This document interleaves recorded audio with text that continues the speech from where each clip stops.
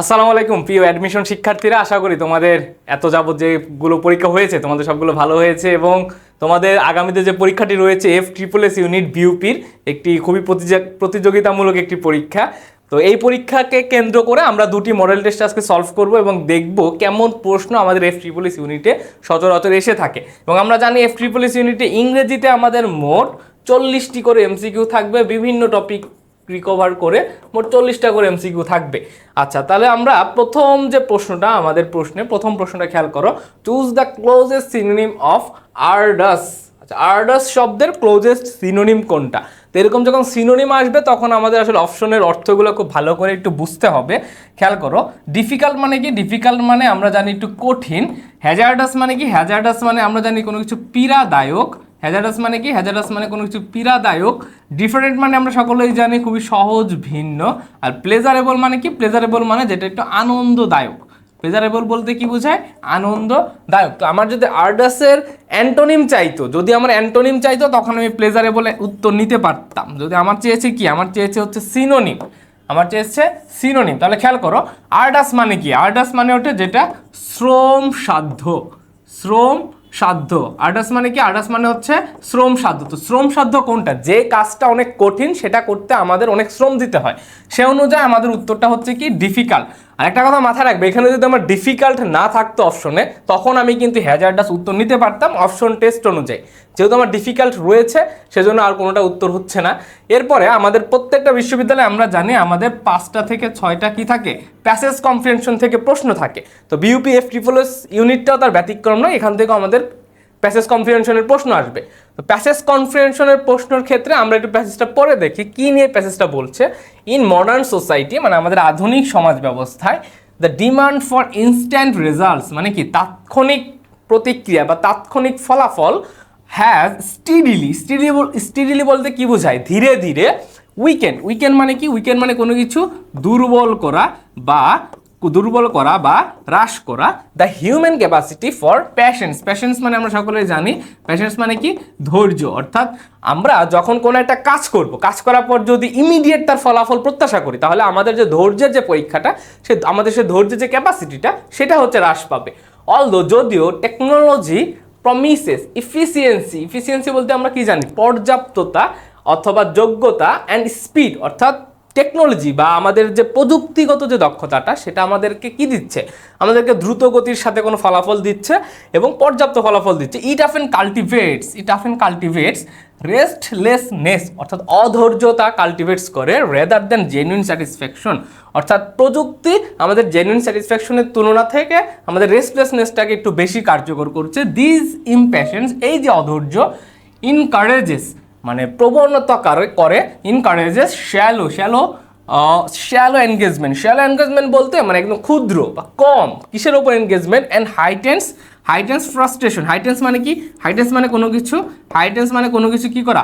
বৃদ্ধি করা। আমাদের ফ্রাস্ট্রেশনটাকে বৃদ্ধি করতেছে এই যে শ্যালো এনগেজমেন্টটা।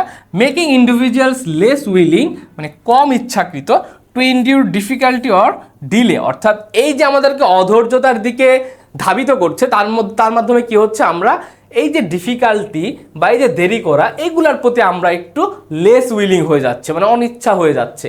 তো এই যে এগুলা থেকে প্রথম যে প্রশ্নটা, the word undermines in the passage most nearly means. যদিও আমার প্যাসেজে আন্ডারমাইন্স ওয়ার্ডটা নাই, সচরাচর আমাদের যে প্রশ্নগুলো থাকে, সে প্রশ্নগুলো কিভাবে থাকে? প্যাসেজ থেকে আমাদের একটা ওয়ার্ড সিলেক্ট করে সেখান থেকে আমাদের সিনোনিম বা অ্যান্টোনিম যাচাই করতে বলে। বাট আমার এখানে একটু উল্টা, প্যাসেজেরই একটা ওয়ার্ডের সিনোনিম আমার প্রশ্নে দিয়েছে। আন্ডারমাইন্স মানেটা কি? আন্ডারমাইন্স মানে হচ্ছে কারো সম্মান বা কারো কোনো কিছু হ্রাস করা বা কি করা? দুর্বল করা। তো রিইনফোর্স মানে কি? রিইনফোর্স মানে কোনো কিছু পুনরায় ইনফোর্স করা, পুনরায় বৃদ্ধি করা বলতে বোঝায়, মানে পুনরায় অর্থে কোনো কিছু পুনরায় শুরু করা। স্ট্যাবিলাইজেস মানে হচ্ছে কি? কোনো কিছু স্থিতিশীল করা। কি করা? স্থিতিশীল করা।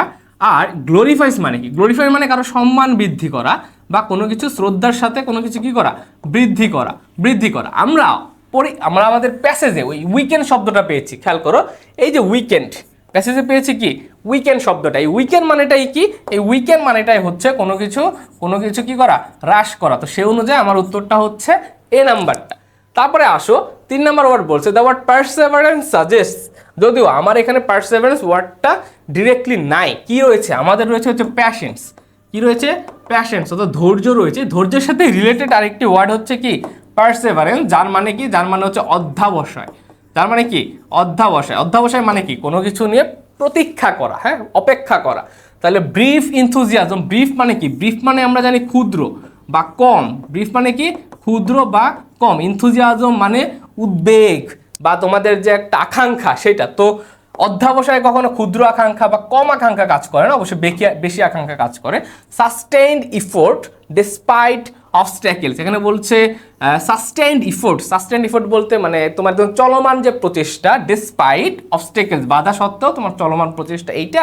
নাকি বলছে ইন্টেলেকচুয়াল ব্রিলিয়েন্স, অর্থাৎ বুদ্ধিগত যে মেধা সেইটা, নাকি মেকানিক্যাল রিপিটেশন। মেকানিক্যাল রিপিটেশন বলতে কি বোঝায়? যে প্রযুক্তিগত যে বারবার কোনো একটা কাজ করা সেটা না। আমার উত্তরটা হচ্ছে কি, আমার উত্তরটা হচ্ছে বি নাম্বারটা, যে তোমার অনেক বাধা রয়েছে, অনেক ধরো যে অবস্ট্যাকেলস রয়েছে, তারপরেও তুমি চেষ্টা করে যাচ্ছ। এই যে বারবার চেষ্টা করা, কোনো একটা কিছুতে সফলতা পাওয়ার আগ পর্যন্ত বারবার যে চেষ্টা করা, সেটাকেই বলা হয় কি? সেটাকেই বলা হয় পারসেভারেন্স। সেই অনুযায়ী আমার উত্তরটা হচ্ছে কি বি নাম্বারটা।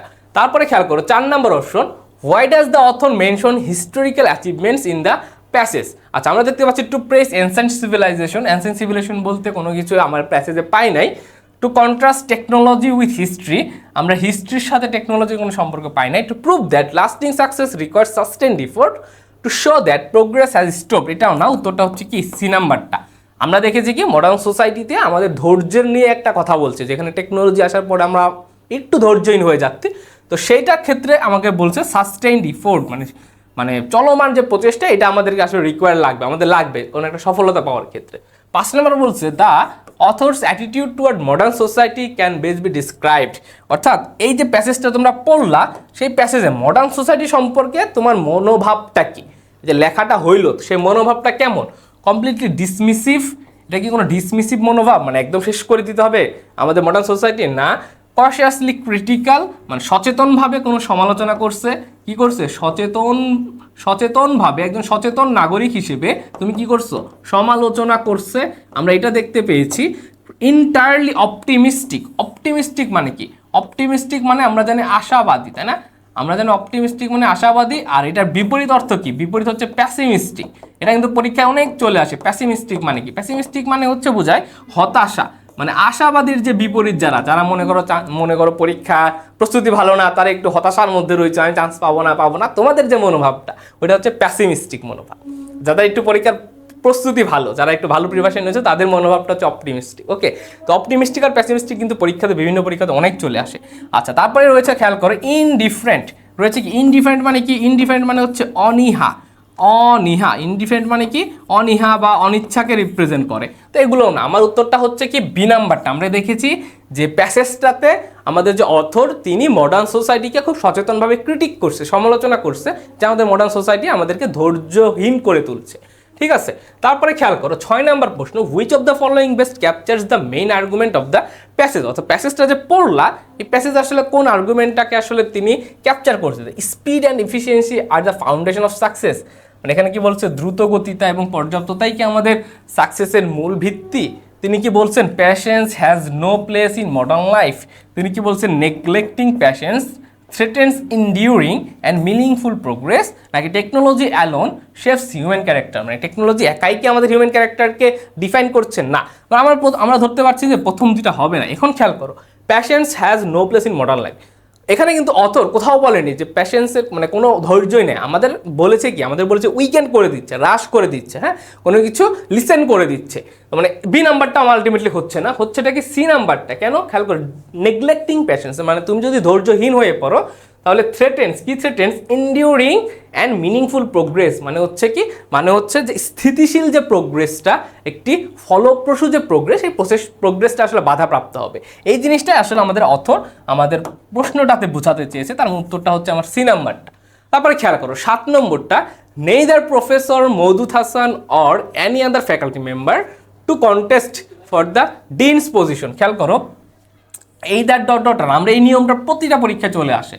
আমরা খেয়াল করো either dot dot or, neither dot dot নর, নেইদার ডট ডট নর, not only dot dot but also, not only dot dot but also, এইগুলার ক্ষেত্রে কি হয়? এগুলার ক্ষেত্রে আমরা সকলে জানি এরা এইখানে একটা সাবজেক্ট গ্রহণ করে S1 এবং অর নট বাট অলসো এর পরে আরেকটা সাবজেক্ট গ্রহণ করে, সেটা হচ্ছে কি? সেটা হচ্ছে S2। তাহলে এই ক্ষেত্রে আমরা আসলে কোন সাবজেক্ট অনুযায়ী ভার্ব নিব সেটা আমাদেরকে মনে রাখতে হবে। আমাদের মনে রাখতে হবে এইদার নেইদার নট অনলি যখন থাকবে তখন S2 অনুযায়ী আমাদেরকে কি করতে হবে? ভার্ব গ্রহণ করতে হবে। তাহলে এবার খেয়াল করো, নেইদার প্রফেসর মজুদ হাসান, এখানে খেয়াল করতেছি আমরা এখানে একটা S1 রয়েছে, এখানে S1 রয়েছে এবং এটা কি? এটা হচ্ছে আমার সিঙ্গুলার। তারপরে খেয়াল করেন এনি আদার ফ্যাকাল্টি মেম্বার, এখানে মেম্বার রয়েছে, আমরা দেখতে পাচ্ছি S2, এটাও রয়েছে আমার সিঙ্গুলার। তাহলে S2 যেহেতু সিঙ্গুলার, আমার ভার্ব কিন্তু এখানে কি বসবে? আমার ভার্বও বসবে সিঙ্গুলার ভার্ব। তারপরে খেয়াল করো, এবার আমরা অপশন থেকে দেখি কোথায় আমাদের সিঙ্গুলার ভার্ব রয়েছে, কোথায় আমাদের সিঙ্গুলার ভার্ব নাই। এটা খেয়াল করো, ইন্টেন্ট সিঙ্গুলার ভার্ব না, কারণ ভার্বের সাথে এস বা ইএস যুক্ত হলে সেটা কি হয়? সিঙ্গুলার ভার্ব হয়। তারপরে খেয়াল করো, have, has, had, B number অপশনটাতে আমরা সকলে কি জানি? হ্যাভ, হ্যাজ অথবা হ্যাড, এরপরে সবসময় কি বসে? V3 বসে। এখানে কি বসছে? V1 বসছে, তার মানে এটা ভুল। তাহলে বি নাম্বারটা আমার কাটা। তারপরে এবারে খেয়াল করো, সি নাম্বার নাকি ডি নাম্বার হবে? সি নাম্বারটাতে কি রয়েছে? সি নাম্বারটাতে রয়েছে আমার অ্যাক্টিভ ফর্ম। কি ফর্ম? সরি, সি নাম্বারটাতে রয়েছে আমার প্যাসিভ ফর্ম। সি নাম্বারটাতে রয়েছে কি? Passive form. এখানে রয়েছে আমার অ্যাক্টিভ ফর্ম। তাহলে এখন আমাকে দেখতে হবে এই বাক্যটা কি আসলে কোনো প্যাসিভ নাকি এই বাক্যটা আসলে অ্যাক্টিভ। খেয়াল করো, any other faculty member dash two contest for the deans position. এখন এই যে মেম্বারটা তো আমার বাক্যের সাবজেক্ট, তাই না? এটা তো আমার কি? বাক্যের সাবজেক্ট। বাক্যের সাবজেক্ট যদি ভার্বের কাজ করতে পারে তাহলে সে কি হবে? সে অ্যাক্টিভ হবে। এবার খেয়াল করো, মেম্বার তো আমার ইন্টেন্স মানে কাজ করতেই পারে, তাই না? এই ভার্বের কাজ করতে পারছে, তার মানে এটা একটা অ্যাক্টিভ সেন্টেন্স। সেই অনুযায়ী উত্তরটা হবে কি? উত্তরটা হবে ডি নাম্বারটা। এরকম যখন সিঙ্গুলারে তুমি অ্যাক্টিভ আর প্যাসিভ পাবা তখন দেখবা আমার সাবজেক্টটা অ্যাক্টিভ নাকি প্যাসিভ। এবং সাবজেক্ট অ্যাক্টিভ নাকি প্যাসিভ সেটা আমরা কিভাবে নির্ণয় করব? আমরা দেখব এই যে সাবজেক্টটা রয়েছে এই সাবজেক্টটা এই ভার্বের কাজটা আসলে করতে পারে কিনা। বুঝতে পারছো?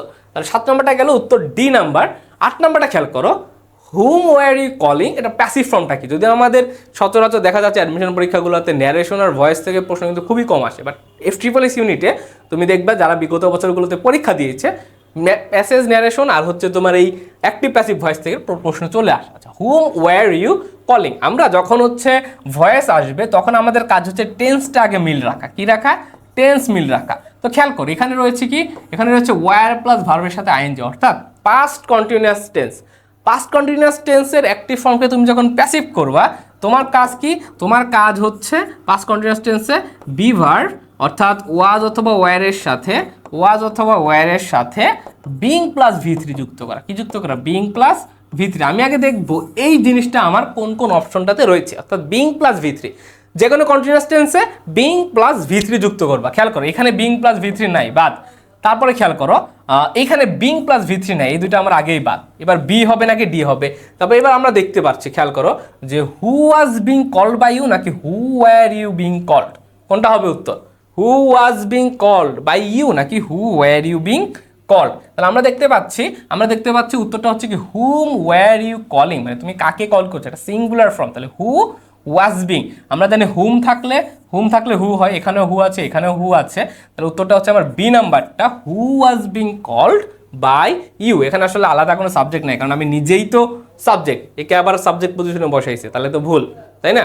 ইউ তো নিজেই এখানে ইউ তো এখানে নিজেই সাবজেক্ট, আবার এখানেও এটাকে সাবজেক্ট পজিশনে বসাইছে, সেজন্য কিন্তু আমার ডি নাম্বারটা ভুল। তাহলে উত্তরটা হচ্ছে কি? বি নাম্বারটা। তারপরে খেয়াল করো, Abdullah says that he did not eat pizza, choose the direct form of the sentence. আচ্ছা, Abdullah says that he didn't eat pizza, এখানে একটা জিনিস খেয়াল করতে হবে, আমরা যখন কোনো একটা জিনিস চিরন্তন সত্য পাবো, কি পাবো? চিরন্তন সত্য, অথবা কোনো একটা অভ্যাসগত কর্ম পাবো, কি পাবো? অভ্যাসগত কর্ম পাবো, অথবা কোনো আমাদের চিরন্তন সত্য, অভ্যাসগত কর্ম অথবা কোনো বৈজ্ঞানিক সত্য যদি পাই, এটা একটা জিনিস, বৈজ্ঞানিক সত্য এটা একটা জিনিস। আর দ্বিতীয় আরেকটা জিনিস হচ্ছে যদি আমাদের রিপোর্টেড ভার্ব প্রেজেন্ট অথবা কোথায় থাকে? ফিউচার টেন্সে থাকে, তখন রিপোর্টেড স্পিচের যে টেন্স সেখানে নো চেঞ্জ। রিপোর্টেড স্পিচের টেন্সের কোনো পরিবর্তন হবে না। এখন একটা জিনিস খেয়াল করো, আমার অপশনটাতে কি রয়েছে? Abdullah says that he did not eat pizza শেষ রয়েছে মানে কি, এটা হচ্ছে আমার প্রেজেন্ট টেন্স। এটা কি টেন্স? এটা প্রেজেন্ট টেন্স। তাহলে প্রেজেন্ট টেন্স যেহেতু রয়েছে সেহেতু আমার এখানে যেমন পাস্ট ইনডিফিনিট রয়েছে, উত্তরেও আমাকে পাস্ট ইনডিফিনিট রাখতে হবে, কোনো টেন্সের পরিবর্তন করা যাবে না। আগে আমরা দেখি টেন্সের পরিবর্তন কোথায় হয়েছে, এখানে সেট দিয়ে দিছে বাদ, তাহলে আব্দুল্লাহ শেষ শেষ। আবার দেখো আমাকে বলছে কি, আমাকে বলছে হচ্ছে ডিরেক্ট ফর্ম, তো ডিরেক্ট ফর্মে কখনো দ্যাট আসে না, আমরা সকলে জানি, ইনডিরেক্টে আসে, তাহলে এটাও বাদ। তাহলে বি নাম্বার আর ডি নাম্বার বাদ। এবার এ আর সি এর ভিতর আমরা একটু ডিসাইড করি। খেয়াল করো এইখানে এ নাম্বারটাতে হ্যাড দিয়ে রাখছে, মানে টেন্সের পরিবর্তন করে ফেলছে। টেন্সের পরিবর্তন হবে না, কেন হবে না? কারণ আমার এখানে শেষ আছে। প্রেজেন্ট ফর্ম আর ফিউচার ফর্ম যদি আমার রিপোর্টেড ভার্বে থাকে তাহলে আমার অপর পাশে কখনোই টেন্সের পরিবর্তন করা যাবে না। তাহলে সেই অনুযায়ী আমার কিন্তু এই নাম্বারটা হচ্ছে না। আলটিমেটলি উত্তরটা হচ্ছে কি? উত্তরটা হচ্ছে সি নাম্বারটা, Abdullah says I did not eat pizza. তারপরে খেয়াল করো 10 নম্বরটা, work hard or you will fail in the exam, what type of sentence is it? আচ্ছা এখানে আমরা দেখতে পাচ্ছি সিম্পল, কমপ্লেক্স নাকি কম্পাউন্ড নাকি কমপ্লেক্স কম্পাউন্ড সেন্টেন্স। আচ্ছা সিম্পল সেন্টেন্সের বৈশিষ্ট্যটা কি? সিম্পল সেন্টেন্সের বৈশিষ্ট্যটা কি? আমরা জানি এখানে সিম্পল সেন্টেন্সে একটা মাত্র ফাইনাইট ভার্ব থাকে। কয়টা ফাইনাইট ভার্ব থাকে? একটা মাত্র ফাইনাইট ভার্ব থাকে। তাহলে এখানে আমরা খেয়াল করো ওয়ার্ক হার্ড, ওয়ার্ক হার্ড এটা একটা ফাইনাইট ভার্ব, এটা একটা ফাইনাইট ভার্ব। আবার ইউ উইল ফেল এই পুরোটা একটা ফাইনাইট ভার্ব। তাহলে কয়টা ফাইনাইট ভার্ব পাইলাম আমরা? দুইটা ফাইনাইট ভার্ব পাইলাম। দুইটা ফাইনাইট ভার্ব পাইলে জীবনে ওটা কখনো সিম্পল সেন্টেন্স হবে না, তাহলে আমার ডি নাম্বারটা আগেই বাদ। এবার আমরা দেখবো এটা আসলে কম্পাউন্ড সেন্টেন্স নাকি কমপ্লেক্স সেন্টেন্স। আচ্ছা কম্পাউন্ড আর কমপ্লেক্স সেন্টেন্সের বৈশিষ্ট্য কি? বৈশিষ্ট্য হচ্ছে এদের দুইটারই কি থাকবে? অ্যাটলিস্ট দুইটা ফাইনাইট ভার্ব থাকবে। কি থাকবে? অ্যাটলিস্ট দুইটা ফাইনাইট ভার্ব থাকবে। এদের পার্থক্যটা কোথায়? এদের পার্থক্যটা হচ্ছে কনজাংশনের যে ব্যবহারটা, অর্থাৎ কম্পাউন্ড সেন্টেন্সে কিছু নির্দিষ্ট কনজাংশন ব্যবহার করা হয়, কমপ্লেক্স সেন্টেন্সে কিছু নির্দিষ্ট কনজাংশন ব্যবহার করা হয়। এই কনজাংশনগুলো যদি তোমরা একটু মাথায় গেঁথে নিতে পারো তাহলে খুব ইজিলি এটা উত্তর করতে পারবা। আমরা আগে দেখবো কমপ্লেক্স সেন্টেন্সে আমরা কোন কোন কনজাংশন ব্যবহার করে থাকি। আমরা যখন ইফ যুক্ত বাক্য ব্যবহার করি না, কন্ডিশনাল সেন্টেন্স, তারপর হচ্ছে কি দো অলদো ব্যবহার করি কিনা, দো অলদো, ইফ, দো অলদো, আনলেস, তাই না, unless, in case, in case. এরপরে আমাদের WH ওয়ার্ড যখন বাক্যের মাঝে ব্যবহার হয় তখন তারা একটা কমপ্লেক্স সেন্টেন্স গঠন করে, অর্থাৎ WH ওয়ার্ডগুলো অর্থাৎ রিলেটিভ প্রোনাউনগুলো বাক্যের মাঝে যখন তুমি দ্যাট পাবা সেটা একটা কমপ্লেক্স সেন্টেন্স। তুমি যখন সো ডট ডট দ্যাট দ্বারা কোনো বাক্য গঠন করবা সেটা একটা কমপ্লেক্স সেন্টেন্স, বা সো দ্যাট দ্বারা যখন কোনো একটা বাক্য গঠন করবা সেটা একটা কমপ্লেক্স সেন্টেন্স। অর্থাৎ এই সকল যে কনজাংশনগুলো, এই যে কনজাংশনগুলো এগুলো একটা কমপ্লেক্স সেন্টেন্স গঠন করে। এবার আসো কম্পাউন্ড সেন্টেন্স আসলে কোনগুলো গঠন করে? আমরা এটা খুবই সহজ, কম্পাউন্ড সেন্টেন্স গঠন করে কোনগুলো? আমরা জানি অ্যান্ড, অর, বাট, ঠিক আছে, either dot dot or, neither dot dot not, এগুলো প্রত্যেকটাই হচ্ছে কি কম্পাউন্ড সেন্টেন্স গঠন করে। তাহলে খেয়াল করো এই যে কনজাংশন অনুযায়ী আমরা একটা অর পেয়েছি, কোথায় পেয়েছি? কম্পাউন্ড সেন্টেন্সে পেয়েছি। অপশনটা তো আমার অর রয়েছে, প্রশ্নে অর রয়েছে, তাহলে এটা খুব ইজিলি উত্তরটা হবে কি এ নাম্বারটা। আর এটা জিনিস মাথায় রাখো, যখন তোমরা একটা বাক্যে এলস পাবা, কি পাবা? ELSE, এলস, এটাও কিন্তু একটা কম্পাউন্ড সেন্টেন্স গঠন করে। জিনিসটা খুব মাথায় রাখবা, এলসের যে ব্যবহারটা এটা কিন্তু প্রতি বছর পরীক্ষা আসে। 11 নম্বরটা খেয়াল করো, what is the correct tag question? Naan of this class likes the liar boy. Tag কোশ্চেনের ক্ষেত্রে সচরাচর আসে না, তারপরেও দেখা যায় BUPF SSS ইউনিটটাতে ট্যাগ কোশ্চেন প্রচুর চলে আসে। আচ্ছা এখানে বলছে none of this class likes the liar boy. আচ্ছা আমরা যখন পাবো এভরিওয়ান, কি পাবো? এভরিওয়ান, এভরিথিং, ঠিক আছে, এভরিবডি, তারপরে আবার পাবো no one, nothing, nobody, আরও যখন পাবো someone, something, somebody, এরা যখন একটা বাক্যের সাবজেক্ট পজিশনে থাকবে, ট্যাগ কোশ্চেনের ক্ষেত্রে এদের পরিবর্তে যে প্রোনাউনটা বসবে সেটা হচ্ছে দে। কি বসবে? এদের পরিবর্তে যে প্রোনাউনটা বসবে সেটা হচ্ছে দে। এই যে একটু স্ক্রিনশট দিয়ে রাখবা, everyone, everything, everybody, no one, nothing, nobody, someone, something, somebody. এরা যখন একটা ট্যাগ কোশ্চেনের সাবজেক্ট পজিশনে থাকবে এদের পরিবর্তে পরবর্তীতে যে প্রোনাউনটা হবে সেটা হচ্ছে কি দে। আর একটা প্রোনাউন যখন দে হয় খুব স্বাভাবিক নিয়ম অনুযায়ী সেটা কি হবে? এর পরবর্তীতে যে অক্সিলারি সেটা পজিটিভে থাকবে, তাই না? অক্সিলারি থাকবে কি ডু, অক্সিলারি থাকবে কি ডু। এখানে আমরা দেখতে পাচ্ছি নান অফ দিস ক্লাস লাইকস, অর্থাৎ প্রেজেন্ট ইনডিফিনিট টেন্সে আছে, present indefinite tense. Present indefinite টেন্সের ট্যাগ কোশ্চেনের ক্ষেত্রে আমরা অক্সিলারি ভার্ব কি ব্যবহার করি? ডু অথবা ডাজ। তো দে যেহেতু প্লুরাল, প্লুরালের সাথে তো কখনো ডাজ ব্যবহার হয় না, তার মানে কি হবে? এখানে ডু হবে, তাহলে উত্তরটা হবে কি ডু দে, উত্তর হবে ডু দে। এখন কথা হচ্ছে আমি কেন এই নাম্বারটা নিলাম না? খেয়াল করো, নো ওয়ান একটা নেগেটিভ ফর্ম রয়েছে। তো ট্যাগ কোশ্চেনে যদি এক পাশে নেগেটিভ থাকে তাহলে আমাদের অপর পাশে কি করতে হয়? অপর পাশে পজিটিভ করতে হয়। আর যদি এই পাশে আমার পজিটিভ থাকতো তাহলে আমি অপর পাশে কি করতাম, নেগেটিভ করতাম। তাহলে সেই অনুযায়ী উত্তরটা হচ্ছে কি ডু দে। তারপরে আসো 12 নম্বরটা, pay careful attention to something is meant by word, অর্থাৎ কোনো একটা কিছুর প্রতি বা কোনো একটা ক্লাসের প্রতি বা কোনো একটা ধরো সাবজেক্টের প্রতি যখন তুমি কেয়ারফুলি অ্যাটেনশন দিবা তখন আসলে সেটাকে কি বলা হয়। খেয়াল করো, সি মানে কি, সি মানে স্বাভাবিকভাবে কোনো কিছু দেখা, লুক মানে কোনো কিছু পর্যবেক্ষণ করা বা দেখা অর্থ রিপ্রেজেন্ট করে। স্টেয়ার মানে কি, স্টেয়ার মানে ধরো যে সামনে দিয়ে ধরো যে ডক্টর মোহাম্মদ ইউনূস যাচ্ছে, তুমি তখন একদম চোখ মেলে তাকাবা এই দেখি একটু, বা তারেক রহমান যাচ্ছে বা কোনো একজন যাচ্ছে, হ্যাঁ, তো তখন তুমি একটা এক নাগারে তাকায় থাকবে না, এই যে এক নাগারে তাকায় থাকা সেটাকে বলা হয় স্টার, মানে চোখের পলক না ফেলে যখন তাকায় থাকবা। আর হিট মানেটা কি, হিট মানেটা কি, হিট মানেটা হচ্ছে কোনো কিছু কি মনোযোগ দেওয়া। হিট মানে কি, হিট মানে কি কোনো কিছুর প্রতি কি দেওয়া, গভীর মনোযোগ দেওয়া। সে অনুযায়ী উত্তরটা হচ্ছে ডি নাম্বারটা। তুমি যখন কেয়ারফুল অ্যাটেনশন অর্থাৎ গভীর মনোযোগ দিবা সেটাকে বলা হয় হিট। ওকে, তারপরে খেয়াল করো 13 নাম্বারটা, which of the following is the synonym of dormant. আচ্ছা, ডরমেন্ট মানেটা কি আমরা খেয়াল করো, ডরমেন্ট মানেটা কি, ডরমেন্ট মানেটা হচ্ছে কোনো কিছু লুপ্ত বা সুপ্ত অবস্থায় থাকা। কি অবস্থায় থাকা, সুপ্ত অবস্থায় থাকা। আমরা বলি না মাঝে মাঝে যে তোমার ভিতরে অনেক সুপ্ত প্রতিভা আছে, তোমার ভিতরে অনেক সুপ্ত প্রতিভা আছে। সুপ্ত মানে কি, সুপ্ত মানে লুকায়িত, সুপ্ত মানে কি লুকায়িত, যেটাকে একটু আমরা ধাক্কা দিলেই তোমার সেই প্রতিভাগুলো প্রকাশ পাবে। খেয়াল করো, ফুইটাল মানে কি, ফুইটাল মানে হচ্ছে ব্যর্থকে রিপ্রেজেন্ট করে। তারপরে আসো লেটেন্ট মানে কি, লেটেন্ট মানে হচ্ছে সুপ্তকে রিপ্রেজেন্ট করে বা লুকায়িত। অ্যাক্টিভ মানে আমরা সকলেই জানি, অ্যাক্টিভ মানে হচ্ছে সক্রিয়, অ্যাক্টিভ মানে হচ্ছে সক্রিয়। স্লাগিশ মানে আমরা সকলে জানি, স্লাগিশ মানে হচ্ছে কি কোনো কিছু একটু অলস টাইপের, হ্যাঁ, খুবই ধীর টাইপের রিপ্রেজেন্ট করে।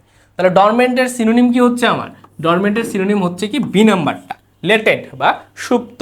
তারপরে খেয়াল করো 14 নাম্বার, I wish I dash you 10 years earlier। এই যে বাক্যটা, এটা নিয়েও তোমাদের অনেক সমস্যা হইতে পারে। আই উইশ দেখলেই আমরা পরবর্তীতে পাস্ট টেন্স দিয়ে দিই, এটা আসলে ভুল। খেয়াল করো, আই উইশ যখন একটা বাক্যে পাবা, আই উইশ যখন একটা বাক্যে পাবা, আই উইশ যখন একটা বাক্যে পাবা, তোমার কাজ হচ্ছে অপর পাশে সাধারণ নিয়ম অনুযায়ী কি দেওয়া, সাধারণ নিয়ম অনুযায়ী পাস্ট ইনডিফিনিট দেওয়া, পাস্ট ইনডিফিনিট দেওয়া। কিন্তু তুমি যদি লক্ষ্য করো আই উইশের পরে কোনো পাস্ট ইন্ডিকেটর রয়েছে, কি রয়েছে, আই উইশের পরে যদি কোনো পাস্ট ইন্ডিকেটর থাকে, পাস্ট ইন্ডিকেটর বলতে কি বুঝো, পাস্ট ইন্ডিকেটর বলতে বোঝায় ধরো যে last year, last month, last week, 12 years earlier ইত্যাদি যে শব্দগুলো। তো পাস্ট ইন্ডিকেটর থাকলে তখন কিন্তু আমার সেটা এইখানে পাস্ট পারফেক্ট হয়ে যাবে। ওকে, তখন সেটা আমার কি হয়ে যাবে, পাস্ট পারফেক্ট। তার মানে কি, নিয়মটা হচ্ছে আই উইশের পরে সাধারণ নিয়ম অনুযায়ী আমার কি বসবে, পাস্ট ইনডিফিনিট অর্থাৎ V2 বসবে। বাট আমি যদি ওই বাক্যে কোনো একটা পাস্ট ইন্ডিকেটর পাই তখন আমাকে অবশ্যই সেখানে পাস্ট পারফেক্ট দিতে হবে। আর পাস্ট পারফেক্ট মানেটা কি, পাস্ট পারফেক্ট মানে আমরা জানি হ্যাড প্লাস V3। এখন আমরা অপশন থেকে জাস্ট দেখবো হ্যাড প্লাস V3 কোথায় রয়েছে। খেয়াল করো, মেড, এখানে যদি 10 years earlier এই যে পাস্ট ইন্ডিকেটর এটা যদি না থাকতো তাহলে আমি নিতে পারতাম। যেহেতু আমার পাস্ট ইন্ডিকেটর রয়েছে, পাস্ট পারফেক্ট নিতে হবে। হ্যাভ হচ্ছে প্রেজেন্ট পারফেক্ট বাদ। তারপরে খেয়াল করো, উড হ্যাভ ফিউচার পারফেক্ট বাদ। তাহলে উত্তরটা হচ্ছে কি, উত্তরটা হচ্ছে সি নাম্বারটা, হ্যাড মেড। জাস্ট এই বাক্যটা যদি এরকম থাকতো, I wish I were you, তখন দেখো খেয়াল করো পাস্ট ইনডিফিনিট টেন্স আমরা নিয়েছি। বাট যেহেতু আমার এখানে পাস্ট ইন্ডিকেটর রয়েছে, জাস্ট পাস্ট ইন্ডিকেটর থাকার কারণে আমাদেরকে এখানে পাস্ট পারফেক্ট দিতে হবে। এই জিনিসটা একটু মাথায় রাখবে আই উইশের ক্ষেত্রে। 15 নম্বর, চুজ দ্য কারেক্ট সেন্টেন্স। আচ্ছা, তো কিছু প্রিপোজিশন, কিছু ওয়ার্ড রয়েছে যাদের পরে আসলে কোনো প্রিপোজিশন বসে না। তার ভিতরে একটা ওয়ার্ড কি, সেটার ভিতরে একটা ওয়ার্ড হচ্ছে ডিসকাস। ওকে, সেরকমই একটা ওয়ার্ড হচ্ছে ডিসকাস। এই ডিসকাসের পরে আসলে কখনো কোনো প্রিপোজিশন বসে না। আগে দেখি এখানে প্রিপোজিশন বসাইছে তাহলে ভুল, এখানে প্রিপোজিশন বসিয়েছে তাহলে এটাও ভুল। এবার আসো, বি নাম্বার হবে নাকি সি নাম্বার হবে, কিভাবে ডিসাইড করব। এটা একটা অ্যাক্টিভ সেন্টেন্স, বি নাম্বারটাতে কি রয়েছে, বি নাম্বারটাতে রয়েছে অ্যাক্টিভ, আর সি নাম্বারটাতে কি রয়েছে, সি নাম্বারটাতে রয়েছে প্যাসিভ। আর খেয়াল করো, বাক্যটা আসলে অ্যাক্টিভ হবে নাকি প্যাসিভ হবে, এটা আসলে ডিপেন্ড করে কার উপরে, বাক্যের সাবজেক্টের উপরে। তাহলে বাক্যের সাবজেক্ট এখানে কে, বাক্যের সাবজেক্ট হচ্ছে উই। বাক্যের সাবজেক্ট কে, বাক্যের সাবজেক্ট হচ্ছে উই। এখন খেয়াল করো, এই উই, এই যে ডিসকাস মানে আমরা কি ডিসকাসের কাজ করতে পারি, আমরা কি ডিসকাসের কাজ করতে পারি, বাক্যের সাবজেক্ট যখন ভার্বের কাজ করতে পারবে তখন অবশ্যই সে একটা কি সেন্টেন্স, সে একটা অ্যাক্টিভ সেন্টেন্স। সে অনুযায়ী এখানে আসলে প্যাসিভের কোনো অপশনই নাই। উত্তরটা হচ্ছে কি, উত্তরটা হচ্ছে আমার বি নাম্বারটা, we were discussing the matter. তারপরে চুজ দ্য কারেক্ট সেন্টেন্স 16 নাম্বারটা। আচ্ছা, চুজ দ্য কারেক্ট সেন্টেন্স ভগ্নাংশর ক্ষেত্রে আমার খেয়াল করো, ভগ্নাংশর ক্ষেত্রে আর হচ্ছে কি শতাংশর ক্ষেত্রে, ভগ্নাংশর ক্ষেত্রে আর হচ্ছে কি শতাংশর ক্ষেত্রে এরা বাক্যের ভার্বের ওপর কোনো প্রভাব ফেলে না। এরা কি করে না, বাক্যের ভার্বের ওপরে কোনো প্রকার প্রভাব ফেলে না। এদের কাজ কি, এদের পরবর্তী সাবজেক্ট অনুযায়ী, এখানে যে সাবজেক্টটা বসবে সেই সাবজেক্ট অনুযায়ী ভার্ব বসবে। ওকে, সেই সাবজেক্ট অনুযায়ী ভার্ব বসবে। এখন খেয়াল করো, এই সাবজেক্ট যদি আমার সিঙ্গুলার হয় ভার্ব সিঙ্গুলার, সাবজেক্ট যদি প্লুরাল হয় ভার্ব প্লুরাল। এখন এখানে একটা আরেকটা নিয়ম রয়েছে, সেই নিয়মটা হচ্ছে এই যে ভগ্নাংশটা পাইলা, এই ভগ্নাংশটা দুইটা ভাবে লিখতে হবে, দুইটা ভাবে। কিভাবে, যখন তুমি লিখবে 1 তখন এর পরেরটা সিঙ্গুলার 1/3, বাট তুমি যদি লেখো 2 তখন কিন্তু তার পরের পাশটা আমাকে প্লুরাল দিতে হবে 2/3। তুমি যদি লেখো 1/4 বা তুমি যদি লেখো 2 তাহলে লিখতে হবে 2/4, অর্থাৎ একটা এস যুক্ত করতে হবে, প্লুরাল করতে হবে। সে অনুযায়ী এই দুইটা নিয়ম মাথায় রেখে আমরা একটু উত্তর করার চেষ্টা করি। খেয়াল করো, 1/3 of the students are present today, 2/3, খেয়াল করো এখানে 2 রয়েছে, তাহলে এখানে কি হবে, থার্ডস হবে, তাহলে এটা বাদ। তারপরে খেয়াল করো, 1/3 of the student is present নাকি 2/3 অফ দ্য স্টুডেন্ট। খেয়াল করো, স্টুডেন্টটা এখানে কি, স্টুডেন্ট হচ্ছে সিঙ্গুলার, কিন্তু ভার্ব দিছে কি, ভার্ব দিছে প্লুরাল, তাহলে আমার এটা কি, এটা বাদ। তাহলে এবার খেয়াল করো, এ হবে নাকি সি হবে, 1/3 of the students are present today নাকি 1/3 of the student is present today. খেয়াল করো, এখানে কিন্তু আমার দুইটা অপশনই কারেক্ট, এখানে দুইটা অপশনই কারেক্ট। কারণ কি, কারণ দেখো 1/3 তো বাক্যে কোনো প্রভাব ফেলবে না, খুব স্বাভাবিক।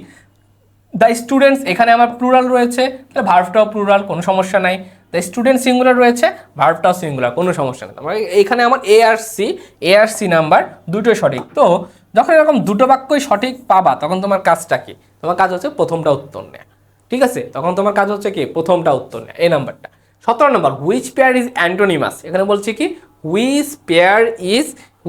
পেয়ার ইজ অ্যান্টোনিমাস, মানে কোনটা হচ্ছে বিপরীত অর্থ প্রকাশ করতেছে। খেয়াল করো, ইনডাইজেনাস মানে কি, ইনডাইজেনাস আর হচ্ছে লোকাল, এরা হচ্ছে কি, এরা হচ্ছে স্বদেশীয়, এরা হচ্ছে কি স্বদেশীয়, বা তোমরা বলতে পারো স্থানীয়। এরা হচ্ছে কি স্থানীয়, মানে এরা হচ্ছে সিনোনিমাস, মানে এখানে কোনো অ্যান্টোনিমাস নাই। তারপরে খেয়াল করো, ইনজেনিয়াস আর ইনোভেটিভ, এরা দুইটাই হচ্ছে কি প্রতিভাবান অর্থ প্রকাশ করে। কি অর্থ, প্রতিভাবান। অর্থাৎ ইনোভেটিভ যারা, তারা উদ্যোক্তা অর্থ, উদ্যোক্তা। ইনজেনিয়াস মানে উদ্যোক্তা, ইনোভেটিভ মানে উদ্যোক্তা বা প্রতিভাবান, দুইটা অর্থই প্রকাশ করে। ইনজেনাস আর হচ্ছে ফ্র্যাঙ্ক। আমরা অনেক সময় ক্যান্ডিড পিকচার তুলি না, মাঝে মাঝে বলে না তো একটা ক্যান্ডিড পিকচার তোল, এই যে ক্যান্ডিড, এই ক্যান্ডিড শব্দের অর্থটা হচ্ছে ফ্র্যাঙ্ক, সেটারই আবার আরেকটা সিনোনিম হচ্ছে ইনজেনাস, মানে ফ্র্যাঙ্ক, মানে একদম অকপটে খোলামেলা যে কোনো একটা, মানে ধরো তুমি খাইতে বসছো, তোমার একটা ক্যান্ডিড পিকচার তুলে দিল, এটা মানে একটা খোলামেলা পিকচার হলো না, একটা অকপটে কোনো মানে ধরো চিন্তা ভাবনাহীন ছাড়া, তো এইগুলোকে বলা হচ্ছে ফ্র্যাঙ্ক বা ইনজেনাস। এই যে এই তিনটাই আমার কি, এই তিনটাই আমার সিনোনিমাস ওয়ার্ড। এবার আমরা খেয়াল করো, আনলিশ আর রেস্ট্রেন। আনলিশ মানেটা কি, আনলিশ মানেটা হচ্ছে কাউকে কি করা, মুক্ত করা। আনলিশ মানে কি, আনলিশ মানে কাউকে মুক্ত করা। আর রিস্ট্রেন মানে কি, রিস্ট্রেন মানে অনেক লিমিটেশন দিয়ে কাউকে আবদ্ধ করে রাখা, লিমিটেশন দিয়ে কাউকে কি করে রাখা, লিমিটেশন দিয়ে কাউকে আবদ্ধ করে রাখা, লিমিটেশন দিয়ে কাউকে আবদ্ধ করা। হ্যাঁ, তাহলে এখানে আমরা দেখতে পাচ্ছি অ্যান্টোনিম প্রকাশ পাইছে, তাহলে উত্তরটা হবে ডি নাম্বারটা, 18 নম্বরটা আসো, plebiscite is a term related to. যেহেতু আগামীতে আমাদের নির্বাচন, তাই নির্বাচন কেন্দ্রিক যে সকল ওয়ার্ডগুলো রয়েছে, এই ওয়ার্ডগুলা বা এই রিলেটেড শব্দগুলো তোমরা একটু পড়ার চেষ্টা করবা। প্ল্যাবিসাইট মানেটা কি, প্ল্যাবিসাইট মানে আমরা সকলে জানি গণভোট, তাই না? আমরা একটা গণভোট হবে, আমরা জানি হ্যাঁ অথবা না, এবং আমরা অবশ্যই সকলে হ্যাঁতে ভোট দিব, কারণ হ্যাঁতে ভোট দিলে পরবর্তীতে স্বৈরাচার হইতে পারবে না। তাহলে প্ল্যাবিসাইট মানে এটা হচ্ছে একটা গণভোট। তাহলে গণভোট কি কোনো মেডিসিনের সাথে সম্পর্কিত? না, আইনের সাথেও না, ইকোনমির সাথেও না, এটা একটা পলিটিক্সের সাথে সম্পর্কিত, অর্থাৎ রাজনীতির সাথে সম্পর্কিত। তারপরে খেয়াল করো 19 নম্বর, I don't feel like dash my dinner. আচ্ছা, কিছু কিছু শব্দ রয়েছে আমাদের, আমরা কিছু কিছু ওয়ার্ড পড়েছিলাম, কিছু কিছু ওয়ার্ড যার পরে বার প্লাস আইএনজি বসে, তোমাদের মনে আছে আশা করি। মাইন্ড, এনজয়, বিজি, ওর্থ, হ্যাঁ বিজি, ওর্থ, লাইক, অথবা হইতে পারে কি ফিল লাইক, হইতে পারে কি ফিল লাইক ইত্যাদি যে শব্দগুলা, আরও হইতে পারে কি, আরও হইতে পারে ক্যান নট হেল্প অথবা could not help, can not help অথবা কুড নট হেল্প, হ্যাঁ কুড নট হেল্প। তো এই যে শব্দগুলো, এগুলোর পরে আমরা কি ব্যবহার করি, এগুলোর পরে ভার প্লাস আইএনজি ব্যবহার করে থাকি। তো অপশনটাতে খেয়াল করো কি রয়েছে, ফিল লাইক রয়েছে।